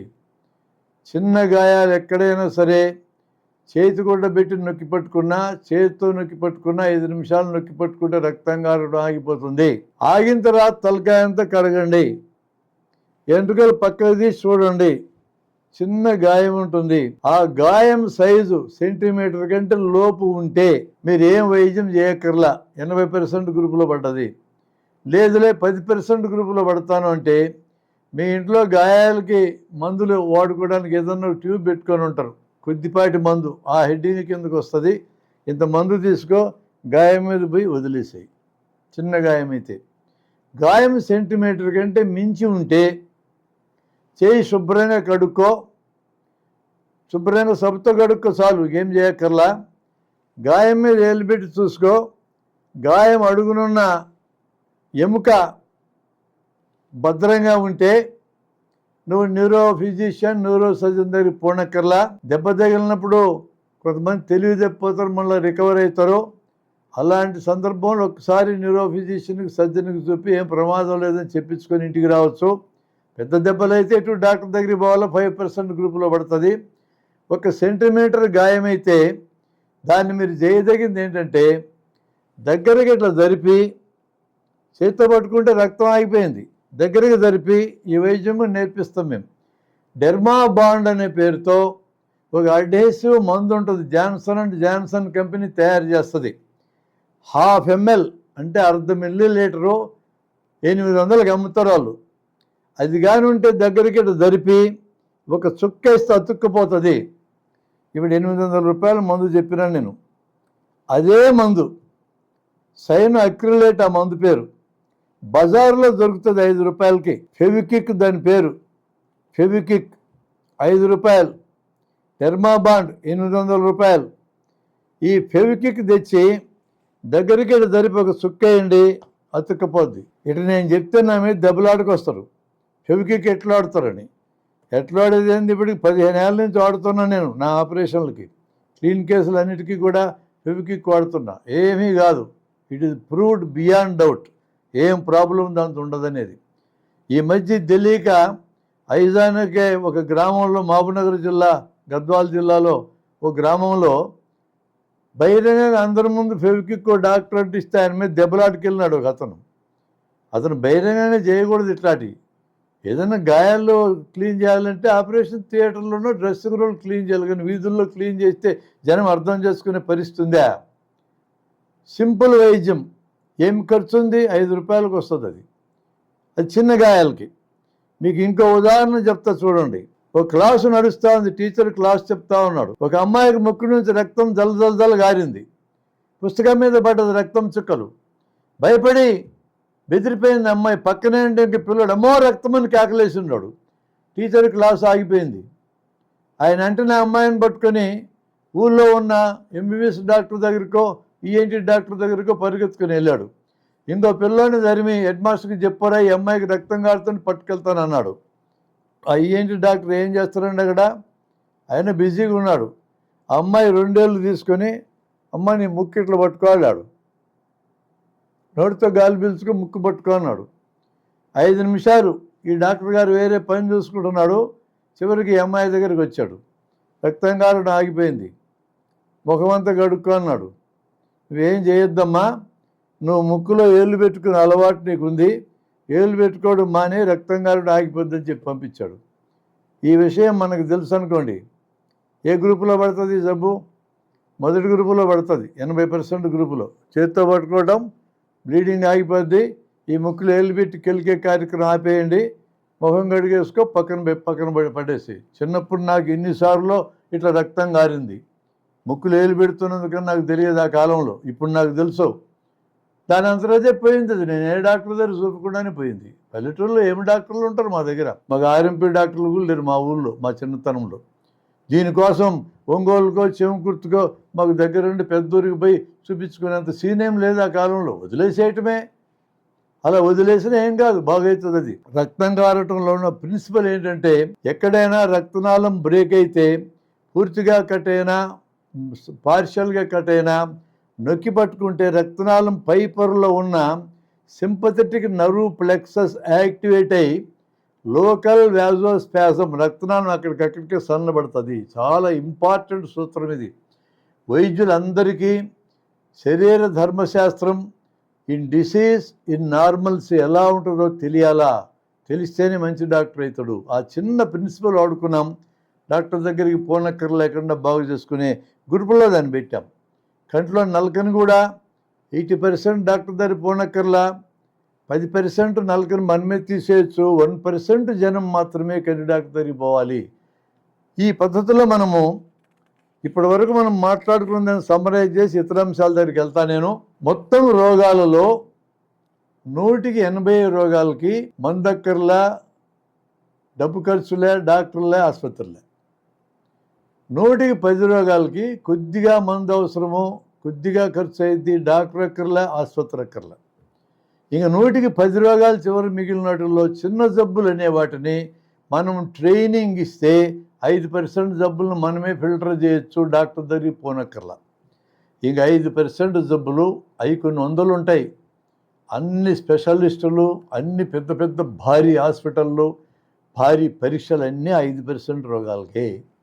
ఇది అద్భుతమైన సమాచారం, ప్రతి పౌరుడికి అందాల్సిన అవసరం ఉందనేది నేను భావిస్తూ కొన్ని నిర్దిష్టమైన ప్రాబ్లమ్స్ మీకు నేను చెప్తాను. నేను సడన్గా లేస్తే కళ్ళు తిరుగుతుంది అనేది ఒక ప్రాబ్లం. దీన్ని పాస్చురల్ హైపర్టెన్షన్ అంటాం. కూర్చొని సడన్గా లేవగానే రక్తనాళాలు సడన్గా వెడల్పై శరీరంలో రక్తం 5 లీటర్లు దాదాపు ఉంటుంది. రక్తనాళాల కెపాసిటీ 5 లీటర్లు ఉంటుంది. రక్తనాళాలు సడన్గా ఎడల్పు కాగానే ఈ 5 లీటర్ల రక్తం దనదన కిందకి దిగజారుతుందంటే కాళ్ళ దగ్గరికే వచ్చేస్తుంది. గుండెకి అందదు, మెదడుకి అందదు. మెదడుగా రక్తం అందకపోతే టక్కన తెలివి తప్పి కింద పడిపోతాడు, కళ్ళు తిరుగుతాయి. దీన్ని సింకోపే అంటారు, SONCOPE, కళ్ళు తిరగడం అంటారు. మనిషి అక్కడ పడిపోగానే మళ్ళా రక్తనాళాలకి ఈ కాళ్ళ వైపు రక్తం పైకి ప్రవహించి గుండెకి రక్తం అందుద్ది, మెదడుకి అందుద్ది, లేచి కూర్చుంటాడు. దాన్ని గుర్తుపట్టడం ఎలా?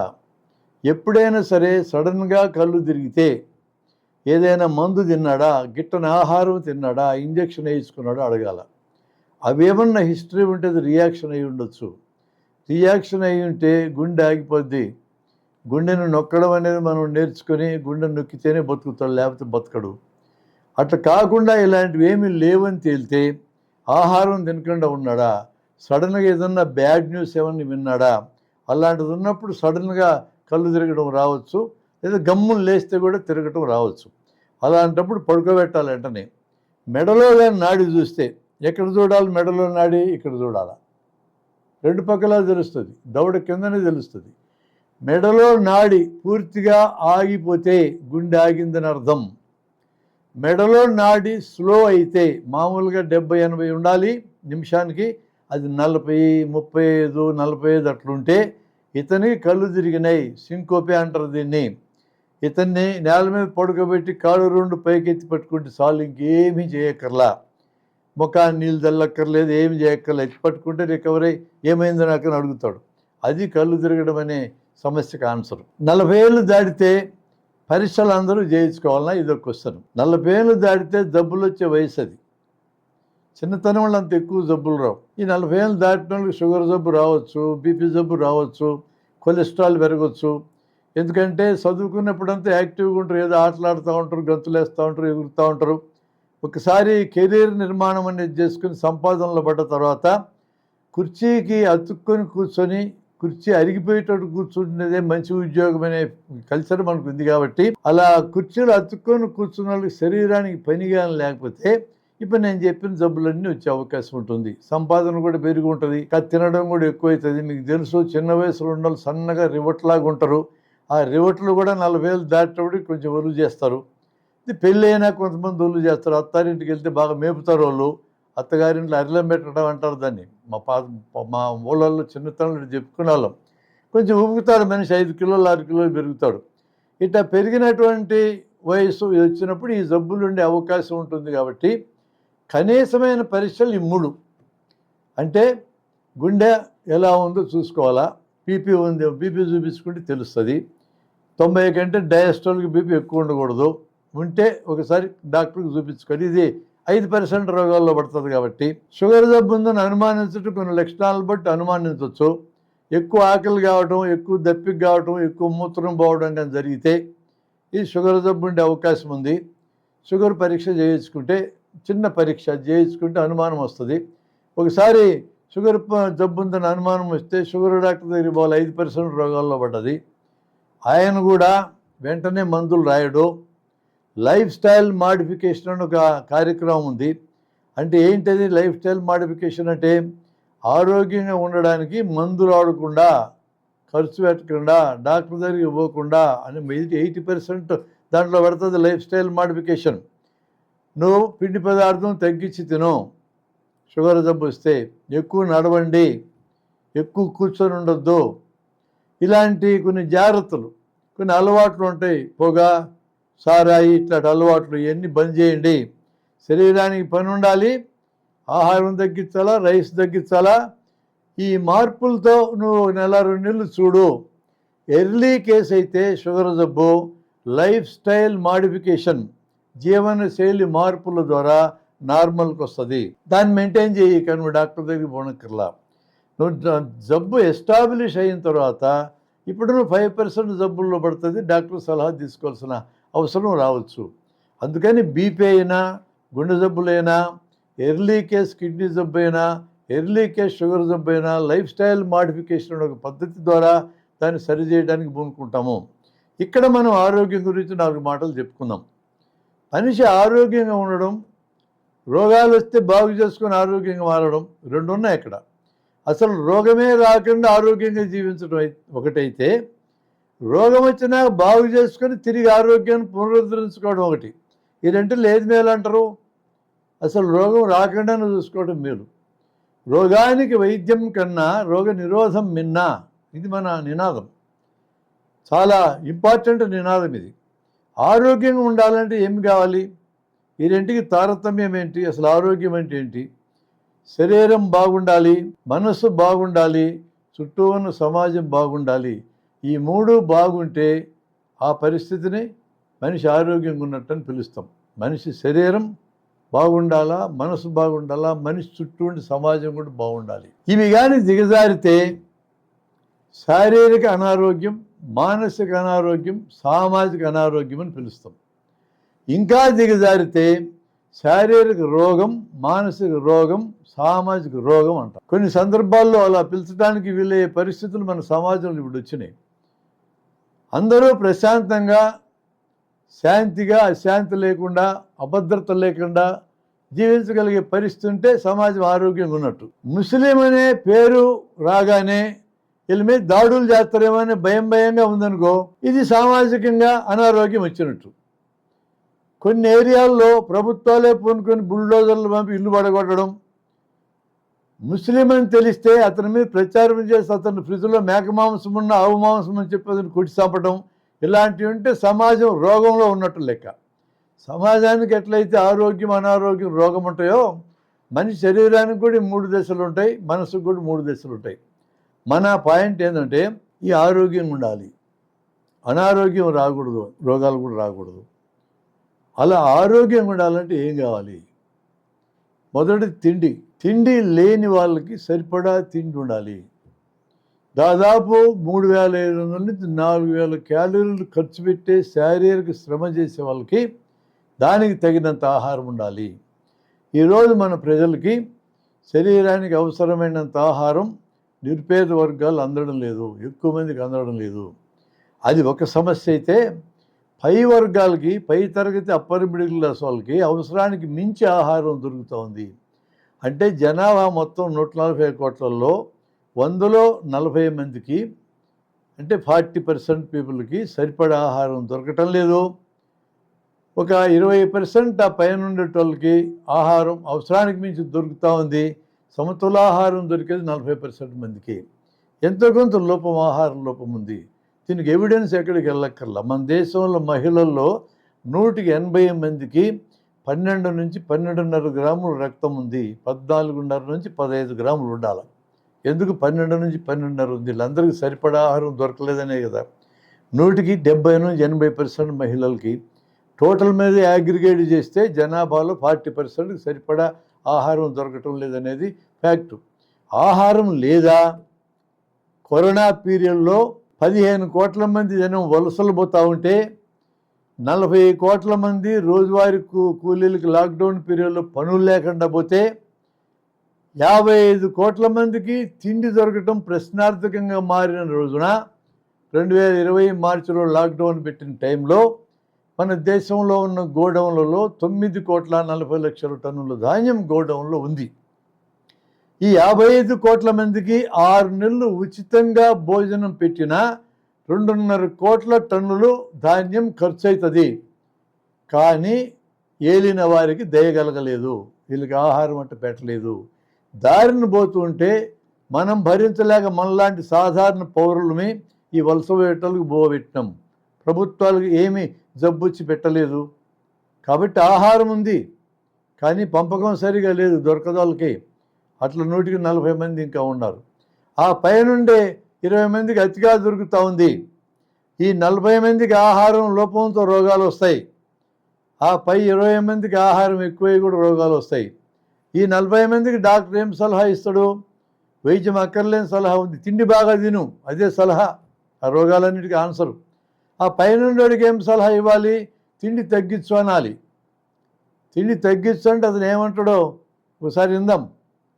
ఏం సార్, నేను ఎక్కువగా తిన్నందువల్ల లావైనా అంటున్నావు కదా, ఎక్సర్సైజ్ లేకుండా ఉన్నందుకు లావైనా అంటున్నావు కదా, మరి నేనేం చేయాలా అంటాడు ఆయన. తిండి తగ్గించాయి అంటాం. నేనేమి తింటున్నాను సార్ అంటాడు. ఏమి తింటున్నావు చెప్పు అంటాం.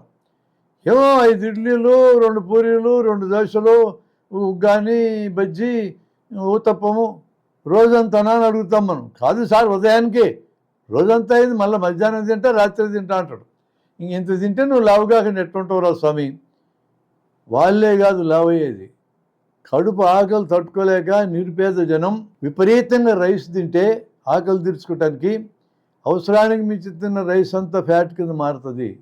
లావ్ అవ్వడం డబ్బులు ఉన్నోళ్ళు లేదా పై తరగతి వాళ్ళ యొక్క లక్షణమే కాదండి, కిందోళ్ళకి కూడా వస్తుంది.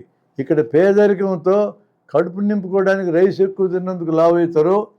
వాడు అక్కడ అఫ్లియన్స్తో డబ్బు ఎక్కువగా ఉన్నందుకు, అవి కాకుండా రకరకాలు తిన్నందుకు వాళ్ళు లావ్ అవుతారు. అంటే కారణాలు వేరువేరే. మరి ఎక్సర్సైజ్ చేయాలా, రోజు 1 గంట నడవాలా అంటాను నేను. భలే చెప్పిన వాళ్ళే సారు. కింద అంతస్తులోంచి పై అంతస్తులకు వెళ్ళడానికి ఓపికలాగా లిఫ్ట్ పెట్టించుకున్నాను నేను, నన్ను నడవంటావా? ఇదంతా కాదు, కానీ నేను నడవనక్కర్లేకుండా, తిండి తగ్గించనక్కర్లేకుండా, నేను బరువు తగ్గే మందులు ఉంటే చెప్పరాదు అంటాడు. లేవయా మందులు అంటాను నేను. కనిపెట్టలేదా అంటాడు. కనిపెట్టలేదంటాం. ఎందుకు కనిపెట్టలేదంటాడు. మాకేం పని కనిపెట్టడానికి? తిండి తగ్గిస్తే బాగే రోగానికి, ఎక్సర్సైజ్ చేస్తే బాగే రోగానికి మేమెందుకు మందులు కనిపెట్టాలంటాను నేను. మీరేమి డాక్టర్లే, పనికి మన డాక్టర్లు, దీనికి కూడా మందులు కనిపెట్టాలా తిడతాడు. ఇట్లా ఉంటుంది. ఎలా ఉంటుందంటే, ఇది చిన్నతనంలో చదువుకునే వయసులో 10 దోశలు తిని అరిగించుకోగలం. 1 దోశ కొనుక్కోవడానికి పైసలు ఉండవు, డబ్బులు ఉండవు. 40-50 ఏళ్ళు దాటిన తర్వాత నెమ్మదిగా షుగర్లు, బీపీలు, కొలెస్ట్రాల్ మొదలైనాక 100 దోశలు కొనగలం, 1 దోశ తినలేం. దోశలో పిండి పదార్థం ఉంది, మనకు షుగర్ ఉంది. దోశలో ఉప్పు ఉంది, మనకు బీపీ ఉంది. దోశలో నూనె ఉంది, మనకు కొలెస్ట్రాల్ ఉంది. ఇలాంటి ఒక డైకాటమైజ్డ్ సొసైటీ ఇది. ఒక పక్క తీవ్రంగా డబ్బులు ఉన్న, ఒక పక్క ఏమీ లేని వాళ్ళు, ఒక పక్క అలివి కాకుండా ఆహారం దొరికేటోళ్ళు, మరో పక్క తిండి దొరికిన వాళ్ళు. ఈ అంతరాలి సమాజానికి పెట్టిన అతిపెద్ద రోగము. కాబట్టి సమాజం రోగగ్రస్తంగా ఉంది అని చెప్పడానికి ఇదొక అంశం చాలు నేను అంటున్నా. కాబట్టి ఆహారం ఆరోగ్యానికి పునాది. ఎక్కువైన చోట తగ్గించాలా, తక్కువైన చోట తినాలా. రెండవది మంచినీళ్ళు. పరిశుభ్రమైన మంచినీళ్ళు ఆరోగ్యానికి మూలము. పరిశుభ్రమైన మంచినీళ్ళు ఒకప్పుడు కాచి చల్లార్చుకొని చెప్పేవాళ్ళం మేము. మున్సిపాలిటీలు సప్లై చేసే నీళ్ళు పరిశుభ్రమైన నీళ్ళు. అంటే దాంట్లో క్రిములు ఉండవా అని మీరు అడగచ్చు. ఉంటాయి, కొద్ది మోతాదు క్రిములు ఉంటాయి. దయచేసి గుర్తించండి. కొద్ది మోతాదు క్రిములు ఉంటే రోగం రావడానికి దారిదేదో, కానీ ఇమ్యూనిటీ రావడానికి ఉపయోగపడుతుంది. ఇది మీరు కరోనాలో క్లియర్గా చూశారు. దాదాపు 135 మంది కరోనా పాజిటివ్ అయిన రోగం ఎందుకు రాలే? ఇదివరకు మనకు వచ్చిన అంటువ్యాధులకి వచ్చిన ఇమ్యూనిటీ కరోనాలో కూడా పనిచేసింది. మరో 145 మంది కొద్దిగా లక్షణాలు వచ్చి ఎట్ట తగ్గిపోయింది. ఇదివరకు మనకు వచ్చినటువంటి రోగ నిరోధకత కరోనాకు కూడా పనిచేసింది.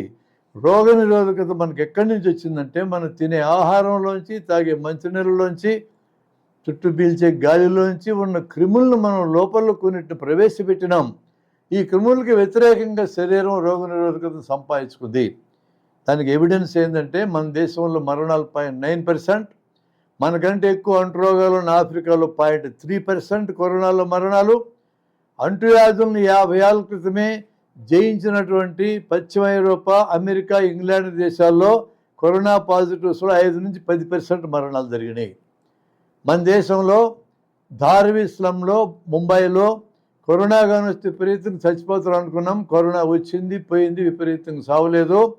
మన దేశం మొత్తంలోకి అత్యంత ఎక్కువ రోగ నిరోధకత వచ్చింది ధార్వి స్లమ్లో 58% వచ్చింది.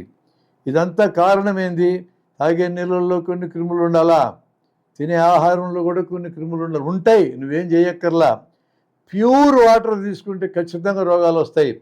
ఈరోజు ప్యూర్ వాటర్ 20 లీటర్ల డబ్బాలు ఇళ్ళకి సప్లై చేస్తున్నారు. దానికంటే నా సూచన అయితే మున్సిపాలిటీ వాళ్ళు సప్లై చేసిన నీళ్ళు అద్భుతమైన నీళ్ళు. భూమిలోంచి బోర్లో తీసుకున్న నీళ్ళు నేరుగా తీసుకుంటే అద్భుతమైనవే, కానీ అందులో సాల్ట్లు కానీ కలిసి ఉంటే, ఫ్లోరిన్ లాంటిది, ఐరన్ లాంటిది ఇట్లా కలిసి ఉంటే కొత్త జబ్బులు వచ్చే అవకాశం ఉంది. అవి లేవని కానీ మనం బోర్ వాటర్ కన్ఫర్మ్ చేసుకుంటే ఆ నీళ్లు ఖచ్చితంగా మంచి నీళ్ళే. నీళ్ళు బయటకు వచ్చినా మనం చెడగొట్టే పని చేయకూడదు. సింపుల్ మెషర్స్ ఉన్నాయి. గోళ్ళు పొట్టిగా కత్తిరించుకోవాలి. అన్నం తినబోయే ముందు మల విసర్జన తర్వాత సబ్బుతో చేతులు కడుక్కోవాలి. అన్నం మీద మంచినీళ్ళ మీద మూతలు పెట్టాలి. అవకాశం ఉన్న వాళ్ళందరూ కూడా లెట్రిన్లు కట్టుకొని లెట్రిన్లు వాడాలి. ఈ 4 పద్ధతులు వాడితే మొదటి 3 పద్ధతులకి దాదాపు ఖర్చు లేదు. 4వ పద్ధతి కొద్దిగా ఖర్చు అవుతుంది. మనం అనుకున్న 80+10లో పడతాయి ఇవన్నీ. ఈ జాగ్రత్తలతో మంచినీళ్ళు చెడిపోకుండా మనం కాపలా కాసుకోవచ్చు. నీళ్ళ గుండా దాదాపు 10 రకాల రోగాలు వస్తాయి. మొత్తం రోగాల్లో దేశంలో వచ్చే రోగాలు 130-40 నీళ్ళ గుండా వచ్చే రోగాలే. ఈ మొత్తాన్ని కూడా మంచినీళ్ళ గురించి జాగ్రత్త తీసుకుంటే మనం వాటిని అదుపు చేయొచ్చు. ఇక 3వది హైజీన్, వ్యక్తిగత పరిశుభ్రత, పరిసరాల పరిశుభ్రత. వీటి వలన మనం అసలు రోగాలే రాకుండా ఆరోగ్యంగా జీవించడం సాధ్యమవుతుంది. ఇది 3వ కారణం. అది ఆరోగ్యంగా ఉండాలంటే పిల్లర్స్ ఇవి. ఇక 4వది ఆరోగ్య విద్య. అంటే ఆరోగ్యం చుట్టూ ఉండే మూఢనమ్మకాల గురించి, ఆరోగ్యం చుట్టూ ఉన్న అలవాట్ల గురించి, చిన్న చిన్న జబ్బులకి వైద్యం అక్కర్ లేకుండా ఎట్లా బాగు చేసుకోవచ్చు అని ఇప్పుడు నేను మీకు చెప్పిన 80% రోగాలకు సంబంధించిన నాలెడ్జ్ లాంటిది. కాబట్టి ఈ నాలెడ్జ్ మనం కానీ జనానికి ఇచ్చేటట్లయితే ఇది కూడా ఆరోగ్యంగా ఉండడానికి మనకు పనికి వస్తుంది. ఇక 5వది పని. శరీరానికి పని ఉంటే శరీరం ఆరోగ్యంగా ఉంటుంది. బుర్రకు పని ఉంటే బుర్ర ఆరోగ్యంగా ఉంటుంది. పనికి ఇంకో డైమెన్షన్ ఉంది. పని చేయగలిగితే ఆదాయం వస్తుంది. ఆదాయం కానీ బాగుంటే మంచి ఆహారం సంపాదించుకోవచ్చు, నీళ్లు పరిశుభ్రమైన సంపాదించుకోవచ్చు, విద్య సంపాదించుకోవచ్చు, దాంట్లో నుంచి ఆరోగ్య విద్య సంపాదించుకోవచ్చు. ఆ పని మంచి పరిసరాల్లో ఇల్లు సంపాదించుకోవడానికి పనికి వస్తుంది. కాబట్టి పనికి 2 డైమెన్షన్లు ఉన్నాయి. శారీరక ఆరోగ్యానికి, మానసిక ఆరోగ్యానికి పని ఉపయోగపడుతుంది. పని అనేది మానసికంగా కూడా ధైర్యానికి, మానసికంగా సంతృప్తి కూడా దారితీస్తుంది. మీరు గమనించండి, మీ అమ్మ నాన్నలు మీకు కొన్ని వేల రూపాయలు ఇచ్చిన దాని సంతోషం, మీరు మొట్టమొదట పని ద్వారా మీకు 2000, 3000 జీతం వచ్చినప్పుడు కలిగిన సంతోషం అపారం. పని మనకు సంతోషాన్ని ఇస్తుంది. ఆ పని మనకు మనం చేసుకునేదైనా సంతోషాన్ని ఇస్తుంది. ఇతరుల కోసం మనం చేసి పెట్టినా కూడా, అంటే సేవ కూడా మనకు సంతోషాన్ని ఇస్తుంది. అంటే సామాజిక ఆరోగ్యానికి ఉపయోగపడుతుంది. పని శారీరక ఆరోగ్యానికి ఉపయోగపడుతుంది, మానసిక ఆరోగ్యానికి ఉపయోగపడుతుంది, సామాజిక ఆరోగ్యానికి ఉపయోగపడుతుంది. పని ద్వారా ఆదాయం వస్తుంది, గౌరవంగా జీవించవచ్చు. ఎవడన్నా ఇచ్చేటటువంటి దేహి ఏంటి ఇచ్చే వస్తువులు మనకు అక్కర్లేదు. రైతులకి ప్రభుత్వం ఇవ్వాలన్న డబ్బులు, గౌరవంగా బతకడానికి కావాల్సిన గిట్టుబాటు ధరిస్తే వాళ్ళే బతుకుతారు. నువ్వు ఇవ్వాల్సిన పని ఏంది? నువ్వు అడుగు తినేటోళ్ళకి నువ్వు మార్చాల్సిన పని ఏంది? గిట్టుబాటు ధరలేవండి. ఇలాంటివన్నీ డైమెన్షన్స్ పనికనే ఉన్నాయి. ఇక చివరికి వచ్చేటప్పటికి ఇమ్యునైజేషన్ అని ఒకటి ఉంది. 6వది ఇమ్యునైజేషన్ అంటే టీకాలు. అత్యంత నిరుపేదలు, శరీరంలో ప్రోటీన్ తక్కువగా ఉండి బలహీనంగా ఉండాలనుకునే వాళ్ళకు కూడా ఇమ్యునైజేషన్ ఇస్తే రోగనిరోధక శక్తి వస్తుంది. అలాంటి రోగనిరోధక శక్తి అభివృద్ధి చేసి ప్రపంచంలో మసూచి రోగాన్ని లేకుండా చేయగలిగినాం. పోలియో రోగాన్ని దాదాపు చేయించగలిగినాం. నిన్నగాక మొన్న కరోనాలో కూడా వ్యాక్సిన్ వచ్చిన తర్వాత రోగం రాకుండా ఆపలేదు, కానీ మరణాలను చాలా వరకు ఆపేసింది. కాబట్టి వ్యాక్సినేషన్ 6వ అంశం. పని తర్వాత 6వ అంశం ఆరోగ్యానికి ఉపయోగపడే అంశం. నివాస వసతి కానీ, అలాగే వైద్య అవసరాలు తీర్చే వసతులు చిట్ట చివరి అంశం అది. మనుషులకి రోగాల్ని బాగు చేస్తే వీళ్ళ ద్వారా ఇతరులకు రోగాలు అంటుకోకుండా ఉంటాయి. అంటే చివరి 5% రోగ నిరోధకతకి వైద్యం కూడా ఉపయోగపడుతుంది. అంటే ఆరోగ్యం కాపాడుకోవడానికి ఎన్ని బెనిఫిట్స్ వచ్చినాయి, రోగం బాగు చేయడానికి 5% దగ్గరికి వచ్చినాం. 5% రోగ నిరోధానికి వైద్యం ఉపయోగపడేది, ఇతరులకు రోగాలు రాకుండా ఆపడానికి తోడ్పడుతుంది. మనకున్న అన్ని వైద్య వసతులన్నీ ఆ 5% దగ్గర ఉపయోగపడతాయి. మనం రోగాల లిస్టులో చూసాం 5% దగ్గర ఉపయోగపడతాయని. ఆరోగ్యమైన అంశం మనం అనలైజ్ చేసినప్పుడు కూడా ఆహారం, మంచినీళ్ళు, పరిశుభ్రత, ఆరోగ్య విద్య, పని, ఇమ్యునైజేషన్, నివాస వసతి, చివర వైద్య వసతులు, ఇవన్నీ కూడా ఆరోగ్యాన్ని కాపాడడానికి తోడ్పడతాయి. కాబట్టి ఏ దేశ ప్రభుత్వమైనా ఆలోచించాల్సింది ఏంటంటే తమ ప్రజలందరూ ఆరోగ్యంగా ఉండేటట్టు చూసుకోవాలి.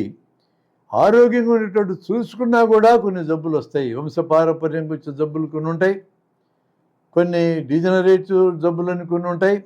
నువ్వు ఎంత కాలుష్యాన్ని నివారించడానికి ప్రయత్నం చేసినా నివారించడానికి ప్రయత్నమేం చేయటం లేదండి. పెద్ద పెద్ద దేశాలు కాలుష్యాన్ని పెంచుతూనే ఉన్నాయి. ఒకవేళ జనమందరూ చైతన్యవంతులై కాలుష్యాన్ని పెంచే ప్రభుత్వాలు మెడలు వంచి కాలుష్యాన్ని తగ్గించుకున్నా కొన్ని జబ్బులు వస్తాయి కాలుష్యం ద్వారా. అలాంటి జబ్బులు కొన్ని తప్పనిసరిగా వచ్చే జబ్బులు, వాటిని మనం ఏం చేయలేము. చివరి 5% పడతాయి. అక్కడ మాత్రమే మనం వైద్య వసతులన్నీ వాడుకోవాలి. మిగతా అన్ని చోట్ల మనం ఆరోగ్యాన్ని కాపాడుకోవడానికి కావలసిన పనులన్నిటినీ మనం లైఫ్ స్టైల్ మాడిఫికేషన్ కింద మనం మాట్లాడుకుంటాం. ఆరోగ్యానికి అవసరమైన పిల్లర్స్ ఆఫ్ హెల్త్ అనే వాటి గురించి మనం నాలెడ్జ్ సంపాదించుకొని లైఫ్ స్టైల్ మాడిఫికేషన్ కింద ఇది కూడా ఒక అంశం కిందనే మనం ఆరోగ్యంలో చెప్తాం. మన ఆహారం ఎట్లా ఉండాలి, మన విశ్రాంతి ఎలా ఉండాలి, మనకి ఎక్సర్సైజ్ ఎలా ఉండాలి, మన మానసిక దృష్టి ఎలా ఉండాలని లైఫ్ స్టైల్ మాడిఫికేషన్లో వస్తాయి. దీంట్లో ఆహారంలో రైస్ తగ్గించి తినండి, ప్రోటీన్ తగ్గొద్దు. నువ్వు ఎన్ని కిలోలు బరువు ఉంటే అన్ని గ్రాములు ప్రోటీన్ రోజు తినాలి, మాంసకృతులు తినాలి. నువ్వు శాకాహారం తింటావా మాంసాహారం తింటావా మన సమస్య కాదు, ఎవరు ఇష్టం వచ్చిందో తినాలి న్యాయంగా. అయితే మన దేశంలో ఏ ఆహారం తినాలో చెప్పే జనం వచ్చినారు, సరే కొంచెం జాగ్రత్తగా ఉండాలతో. కానీ న్యాయంగా అయితే మానవ జాతి వాళ్ళు ఇష్టం వచ్చిన ఆహారం తినొచ్చు, అందులో రెస్ట్రిక్షన్ ఏమీ లేదనేది ఆధునిక విలువల్లో భాగం. అది ఎవరు ఆహారాన్ని డిక్టేట్ చేయకూడదు, ఎవడు ఏ దుస్తులు వేసుకోవాలో డిక్టేట్ చేయకూడదు. వాడు దుస్తులు వేసుకున్నాడో లేదు ఇంపార్టెంట్ తప్ప ఎటువంటి దుస్తులు వేసుకున్నారు, పటాపటీలు రంగురంగుల దుస్తులు వేసుకున్నారా మామూలు వేసుకున్నారా మన అనవసరం ఆ సబ్జెక్ట్ అనేది. సామాజిక అనారోగ్యం కిందకు వస్తాయి వాటి గురించి మనం మాట్లాడితే. అలా లైఫ్ స్టైల్లో వెయిట్ మెటీరియల్స్, చక్కెర అనేది ఎక్కువ ఉపయోగపడదు. చక్కెర నేరుగా రక్తంలో కలుస్తుంది. షుగర్ ఉన్నోళ్ళు తినకూడదు. చక్కెర తింటే షుగర్ రాదు, షుగర్ జబ్బు రాదు, కానీ షుగర్ ఉన్నోళ్ళు తినకూడదు. రైసు తగ్గించండి, రైసు యొక్క పాత్ర తగ్గించండి. ఇది మధ్యతరగతి ముఖ్యంగా సలహా. కష్టపడి శారీరక కష్టం చేసే వాళ్ళకి రైస్ తగ్గిస్తున్న సలహా మనం ఇవ్వకూడదు. వాళ్ళకి ఎన్ని క్యాలరీలు అవసరమో ఆ క్యాలరీని రైస్ ద్వారా భర్తీ చేయాల్సిందే. రైస్ బదులు కాయధాన్యాలు చిరుధాన్యాలు తినొచ్చు అంటే శుభ్రంగా తినొచ్చు. లైఫ్ స్టైల్ మాడిఫికేషన్ గురించి మనం విడిగా మరొకసారి డీటెయిల్గా చెప్పుకుందాం. మన మిత్రులు డాక్టర్ నాగేశ్వరరావు కూడా అందులో ఎక్స్పర్ట్, బాగా చెప్తాడు ఆయన. ఇప్పుడు మనం ఈరోజు కంటెక్స్ట్లో ఆరోగ్యంగా జీవించడానికి పనికొచ్చే 6-7 అంశాల్లో లైఫ్ స్టైల్ మాడిఫికేషన్ కూడా ఒకటే అని చెప్పుకుంటే చాలు. దీని అంతటికి సంబంధించిన ఫిలసాఫికల్ అవుట్లుక్ ఒకటి నేను చెప్పి నేను ఆపేస్తా. ఈ విధంగా ఖర్చు లేకుండా, మందులు లేకుండా, ఆపరేషన్ సామాగ్రి లేకుండా, వగైరా లేకుండా బాగు చేసుకోవచ్చు అని చెప్తే ఎవడికి ఇష్టం ఉండదు, ఎవడికి ఇష్టం ఉంటుంది. ప్రపంచంలో అతిపెద్ద పరిశ్రమ ఆయుధ పరిశ్రమ. మానవ సంపదలో దాదాపు 40 నుంచి 50 వంతులు ఆయుధాల కింద మేట పెట్టేశారు. దేనికి పనికి వస్తాయని ఆయుధాలు? చంపుకోవడానికి పనికి వస్తాయి, దేనికి పనికిరావు ఆయుధాలు. చంపుకోవడానికి పనికి వస్తాయి ఆయుధాలు. మానవ సంపదను వృధా చేశారు. దాని తర్వాత అతిపెద్ద పరిశ్రమ ఈ ప్రపంచంలో వైద్య ఆరోగ్య పరిశ్రమ. ఇందులో మందుల పరిశ్రమ ఉంది, పరీక్షా సాధనాల పరిశ్రమ ఉంది, ఆపరేషన్ సామాగ్రి చేసే పరిశ్రమ ఉంది, ఫైనల్గా ఇన్సూరెన్స్ పరిశ్రమ ఉంది. ఆయుధ పరిశ్రమ తర్వాత అతిపెద్ద పరిశ్రమ ఇది. దాని తర్వాత పరిశ్రమ మంచినీళ్ళ పరిశ్రమ. మంచినీళ్ళు కూడా పరిశ్రమ కింద మారిపోయింది. ఆరోగ్య పరిశ్రమకి నేను ఇప్పుడు చెప్పిన ఫిలాసఫీ మొత్తం అడ్డం. మందులు లేకుండా 180 నుంచి 90 రోగాలు బాగు చేసుకోవచ్చు అనేది కానీ జనానికి ఎక్కితే మందుల పరిశ్రమ ఈరోజు ఉన్నంత నడవదు. ఈరోజు అనవసరంగా మందులు రాసేది విపరీతంగా ఉంది, అనవసరంగా మందులు రాసేది ఉంది. నేను ఒక ఎగ్జాంపుల్తో మీకు చెప్తాను. నేను మనము డాక్టర్ దగ్గరికి వెళ్తే బలం రావడానికి టానిక్ రాయి డాక్టర్ అడుగుతాం. మనం అడగకపోతే ఆయనే బలం రావడానికి టానిక్ రాసిస్తా అంటాడు. మీకు చూపిస్తున్న ఇది ఒక టానిక్, దీని పేరు బేయర్స్ టానిక్. ఇది 113 రూపాయలు, ½ లీటర్ ఉంటుంది. బలం వస్తుందని చెప్తున్నారు. పొద్దున 3 మూతలు, మధ్యాహ్నం 3 మూతలు, రాత్రి 3 మూతలు తాగమని చెప్తున్నారు. అంతంత తాగితే బాటిల్ అయిపోద్ది కదా సార్ అంటే, అయిపోవాలనే కదా మళ్ళీ కొనుక్కో అంటున్నారు. ఇందులో ఏముంటుందో చెప్తా. 113 రూపాయలు 2019లో ఇది. ఈరోజు దీని ఖరీదు 135. ఇందులో 10% ఆల్కహాల్ ఉంటుంది. ఆల్కహాల్ దేనికి వెనుక వస్తుంది? ఏ జబ్బులకి పనిచేయదు ఆల్కహాల్, రోగాలు తేవడానికి వెనుక వస్తుంది. ఈరోజు జనం విచ్చలవిడిగా ఆల్కహాల్ తాగుతున్నారంటే రోగాలు తెచ్చుకోవడానికే, వేరే సందర్భమే కాదు అది. అది 2 రూపాయల నుంచి 3 రూపాయలు ఖరీదు ఆల్కహాల్ తింటుంటుంది, 10%. ఇందులో లివర్ ముక్క ఉంటుంది. ఈ టానిక్ లివర్ ముక్క, లివర్ ఎక్స్ట్రాక్ట్, దాదాపు 5 రూపాయలు ఖరీదైన ఎక్స్ట్రాక్ట్ ఉంటుంది. అంతా కలిపితే 5 నుంచి 10 రూపాయలు దీంట్లో ఉండే సరుకు. దీన్ని మనకి 135 రూపాయలకు అమ్ముతున్నారు. ఇది కూడా మందు పేరుతో చాలామంది అవుతూ ఉంది. ఇదంతా దండగాని ప్రచారం చేసినాం అనుకోండి, ఇటు అమ్మకాలు పోతే ఎవరికి నష్టం? ఈ కంపెనీ ఏం కంపెనీ? Buyers company. ఈ జర్మనీ కంపెనీ. 2వ ప్రపంచ యుద్ధ కాలంలో హిట్లర్ గ్యాస్ ఛాంబర్లోకి పంపించి యూదులను లక్షల మందిని చంపాడు చూడండి. ఆ గ్యాస్ తయారు చేసిన కంపెనీది. ఇప్పుడు వీళ్ళకి పురుగు మందులు కూడా ఉన్నాయి. ఇప్పుడు గ్యాస్ తయారు చేస్తే జనం కొట్లాడతారు కాబట్టి పురుగు మందులు చేసుకొని బతుకుతున్నారు, ఇట్లాంటివి చేసి బతుకుతున్నారు. 1986 నుంచి జన విజ్ఞానుల తరఫున మనం ప్రచారం చేసాం టానిక్లు తాగటం దండగాని. ఏ టానిక్ చరిత్ర చూసినా ఏముండదు గర్వకారణం, ప్రతి టానిక్ చరిత్ర సమస్తం దోపిడీ పరాయణత్వం ప్రచారం చేశాం. టానిక్ తాగితే బలం వస్తుంది, నీకు కాదు మందులు కంపెనీలకు ప్రచారం చేశాం.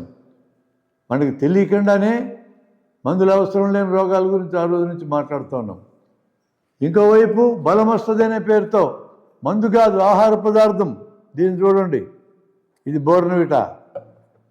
దీన్ని చూడండి, ఇది హార్లిక్స్. అరకిలో డబ్బా ఇది. ఈ డబ్బాలు అరకిలో డబ్బా 250 రూపాయలు. ఎంత ఉంటుంది అందులో పదార్థం? 1 kilo Horlicks, Bournvita, Boost, Bournvita, Ovaltine ఏదన్నా కానీ 1 కిలోలో 800 గ్రాములు గోధుమ పిండి ఉంటుంది, 100 గ్రాములు చక్కెర ఉంటుంది, 100 మిల్లీలీటర్లు పాలు ఉంటాయి. అంతా కలిపితే 50-60 కూడా కాదు, మనకు అమ్మేది 500. ఇవన్నీ మందుల పేరుతోనే చాలామంది అవుతున్నాయి. నేను చెప్పిన ఈ కన్సెప్ట్ కానీ బుర్రకెక్కితే మొత్తం మందుల పరిశ్రమలు పండుకుంటాయి. ఇన్ని మందులు అక్కర్లా, ఇన్ని వాడక్కర్లేదు, ఇంత మోతాదు వాడక్కర్లేదు. ఇక రెండవది, అనేక పరీక్షల అవసరం లేకుండా పోతుంది. ఈ పరీక్షా సాధనాల పరిశ్రమకి పని లేకుండా పోతుంది. అనేక అనవసరమైన ఆపరేషన్లు ఆగిపోతాయి. ఆపరేషన్ సామగ్రి తయారు చేసే పరిశ్రమకి భవిష్యత్తు ప్రశ్నార్థకమవుతుంది. ఫైనల్గా ఇన్సూరెన్స్ పరిశ్రమ. ఈరోజు ఆరోగ్య పరిశ్రమ లేదా వైద్య పరిశ్రమ అనే పేరుతో లక్షల కోట్ల వ్యాపారం జరుగుతున్న ఈ పరిశ్రమలకు మొత్తానికి బొక్కబడుతుంది. ఈ దేశ జనానికి లక్షల కోట్ల రూపాయలు మిగులుతాయి. అందుకని ఈరోజు నడుస్తున్న వ్యవస్థ వీటన్నిటిని ఎంకరేజ్ చేసి ప్రజల డబ్బులు గుంజడానికి లేదా ప్రజలు పన్నుల రూపంలో కట్టినటువంటి డబ్బులు ప్రభుత్వాల దగ్గర ఉంటే వాటిని కాజేయడానికి కార్యక్రమం జరుగుతున్నది. ఆగిపోయే అవకాశం వస్తుంది. ఈ వ్యవస్థని ఇది ఉండడం బాగాలేదు, ఇది పోవాలా, సరైన వ్యవస్థ రావాలా, ప్రజలకు అనుకూలమైనది రావాలని కానీ మనం కోరుకునేటట్లయితే వైద్యం ఆరోగ్యానికి సంబంధించిన ఈ కన్సెప్ట్ మనం కానీ విస్తృతంగా ప్రజల్లో ప్రచారంగా చేయగలిగితే లక్షల కోట్ల రూపాయలు ఈ దేశానికి మిగిలితే ఆ డబ్బంతా ప్రజలకు ఉపయోగపడుతుంది. ఆ డబ్బంతా అవసరమైన వేరే వాటిలో ఉపయోగించుకోగలము. అందుకని కన్సెప్చువల్గానే ఒక థియరిటికల్ డిబేట్ ఇది. ఈ డిబేట్ని జనవిజ్ఞాన వేదిక లాంటి సైన్స్ సంస్థలు, సామాజిక సంస్థలు ప్రజల్లో విరివిగా తీసుకెళ్లాల్సినటువంటి డిబేట్ ఇది. వీటిలో ప్రథమ చికిత్స అనే కన్సెప్ట్ కూడా ఉంది. ఈ కన్సెప్ట్ కూడా చదువు రాని వాళ్ళకి మనం నేర్పించవచ్చు. సడన్గా గుండె ఆగితే, కరెంట్ షాక్ తగిలితే గుండె ఆగిపోద్ది, లేకపోతే మందులు ఆడితే రియాక్షన్ వచ్చి గుండె ఆగిపోద్ది, మెరుపు తగిలితే గుండె ఆగిపోద్ది, గుండె పోటు వచ్చిన వాళ్ళు కొద్దిమందికి సడన్గా గుండె ఆశ్చర్యపోయి గుండె ఆగిపోద్ది. ఈ 4 రకాల గ్రూపులకి వెంటనే గుండెని ఆడించగలిగే మనుషులుంటే వాళ్ళు బతుకుతారు. ఎవరికి నేర్పించాలా? ఈ విద్య డాక్టర్ల దగ్గర ఉంటే పని ఉపయోగం లేదు. డాక్టర్ దగ్గరికి వచ్చేటప్పుడు చచ్చిపోతారు వాళ్ళు. ప్రథమ చికిత్స సమస్యలన్నిటినీ ప్రతి పౌరుడికి నేర్పించాలా. అది ఏ గ్రూప్ కింద పడుతుంది? 80% రోగాలు గ్రూప్ కింద చాలా పడతాయి. 10% రోగాలు కొద్దిపాటి వస్తువులు లేదా కొద్దిపాటి మందులు ఖర్చు అయ్యేదాని కింద 10%. ఈ 2 గ్రూపుల్లో పడుతుంది. ప్రథమ చికిత్స చివరి గ్రూపులో ఉండదు. ఎందుకంటే చికిత్సే ఉంటుంది చివరి గ్రూపుల్లో. చికిత్స అంటే హాస్పిటల్ వాతావరణంలో చేయాలి పెద్ద జబ్బులకైతే. చిన్న జబ్బులకైతే మనం నేర్చుకొని కూడా చేయొచ్చు. కాబట్టి ప్రథమ చికిత్స మొత్తం 90% గ్రూపుల్లో పడుతుంది. దాన్ని కూడా మనం నేర్పించగలిగామనుకోండి, దానివల్ల ప్రజలు అనేక మరణాలను మనం నివారించడం సాధ్యమవుతుంది. నేను ఒకసారి హాస్పిటల్లో చూస్తూ ఉంటే కరెంటు లైన్మెన్ పట్టుకొచ్చారు. 10 నిమిషాలు అయింది కరెంటులో పని చేస్తుంటే షాక్ కొట్టి. 23 ఏళ్ళ వయసు అతనికి, పెళ్ళయింది ఈ మధ్యనే. 20-21 ఏళ్ళు ఉంటుంది ఆ అమ్మాయికి. పసిబిడ్డ 3 నెలల బిడ్డను చక్కబెట్టుకుని ఏడ్చుకుంటూ వచ్చింది, నా ముగ్గురిని ఎట్టన్నా బతికించమని. ఆ పసిపిల్ల అయోమయంగా చూస్తూ ఉంది. 10 నిమిషాలైంది గుండెకి, ఎవరు బతికించలేరు. కొన్ని వేల మందికి నేను గుండె ఊపిరి ఆగిపోతే శిక్షణ ఇచ్చి పారామెడికల్ స్టాఫ్ని తయారు చేసిన అనుభవం నాకుంది. అయినా నేనేమి చేయలేను. కానీ 1990లో అక్షరాస్యత స్థానాంతర కార్యక్రమాల్లో భాగం కింద తిరుపతికి దక్షిణాన కమ్మవారి కండ్రిగన గ్రామం ఉంటే 200 మంది యూత్కి మేము ప్రథమ చికిత్స మీద ట్రైనింగ్ ఇచ్చినాం. మొదటి రోజు డాక్టర్ మహేశ్వరుడు అనే డాక్టర్ని పంపారు. 2వ రోజు నేను వెళ్ళా.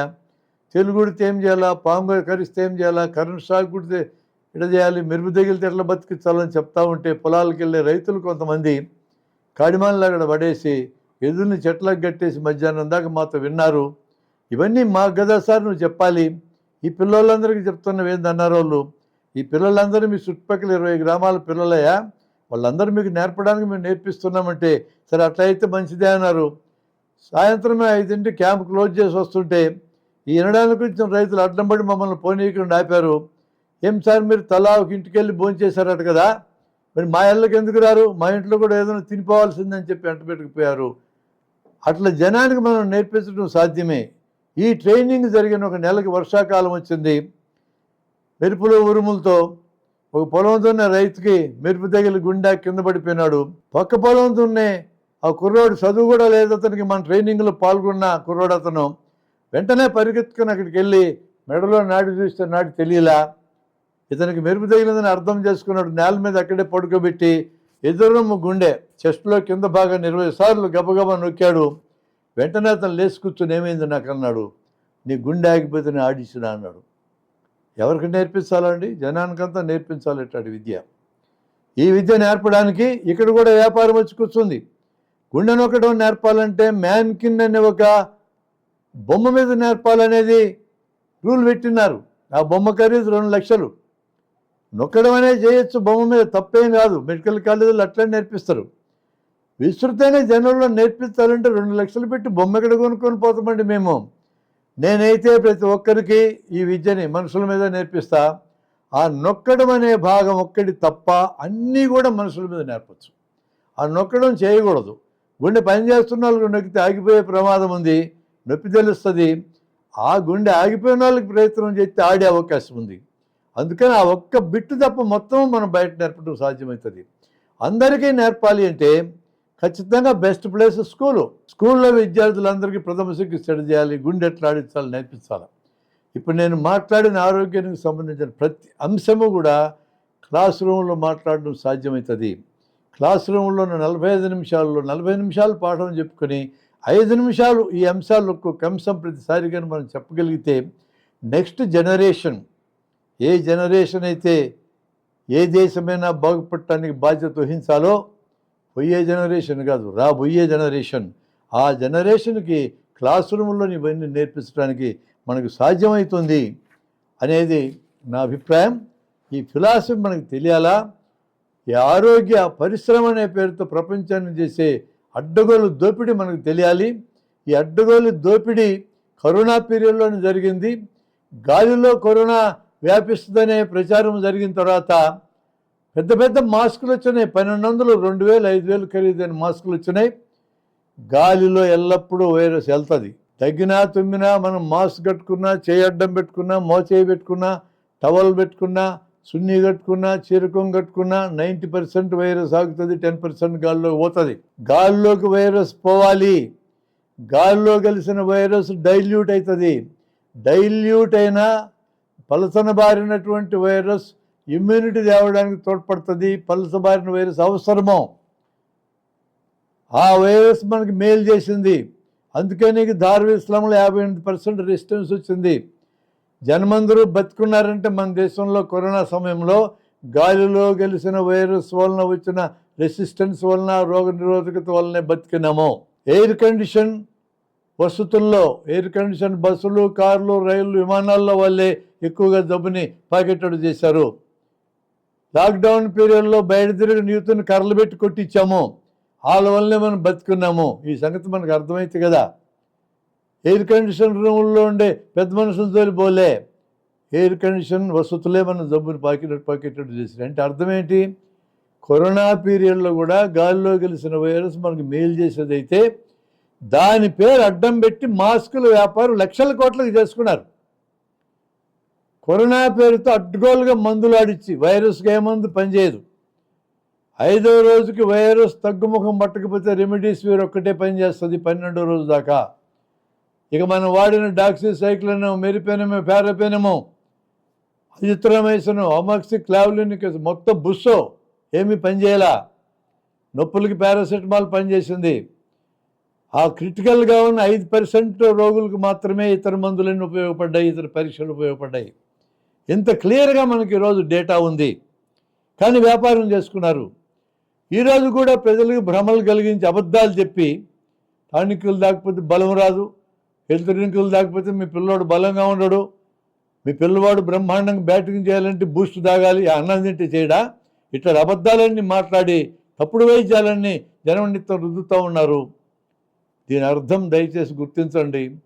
సరైన డాక్టర్లు లేరని కాదు, సరైన మందులు లేవని కాదు, సరైన ఆసుపత్రులు లేవని కాదు. 5% జబ్బులకి ఖచ్చితంగా పనిచేసే మందులు ఉన్నాయి. అది విప్లవాలే వైద్యంలో. అనేక జబ్బులతో ఖచ్చితంగా మరణించే పరిస్థితిని మనం సమూలంగా మార్చాం. ఖచ్చితంగా ఆ జబ్బులకి పనిచేస్తాయి. మిగతా 80-90% జబ్బులకి మనం చెప్పుకునే ఈ దిష్టి దీటాలు, అంతరాలు, మంత్రాలు, తంత్రాలు, రేకి, ప్రాణిక్యులు ఇవన్నీ ఏవి పనిచేయవో, ఏమి చేసినా పనిచేస్తే, చేయకపోయినా పనిచేయవు. అక్కడ ఇవేవి కూడా వాడాల్సిన అవసరం లేదు.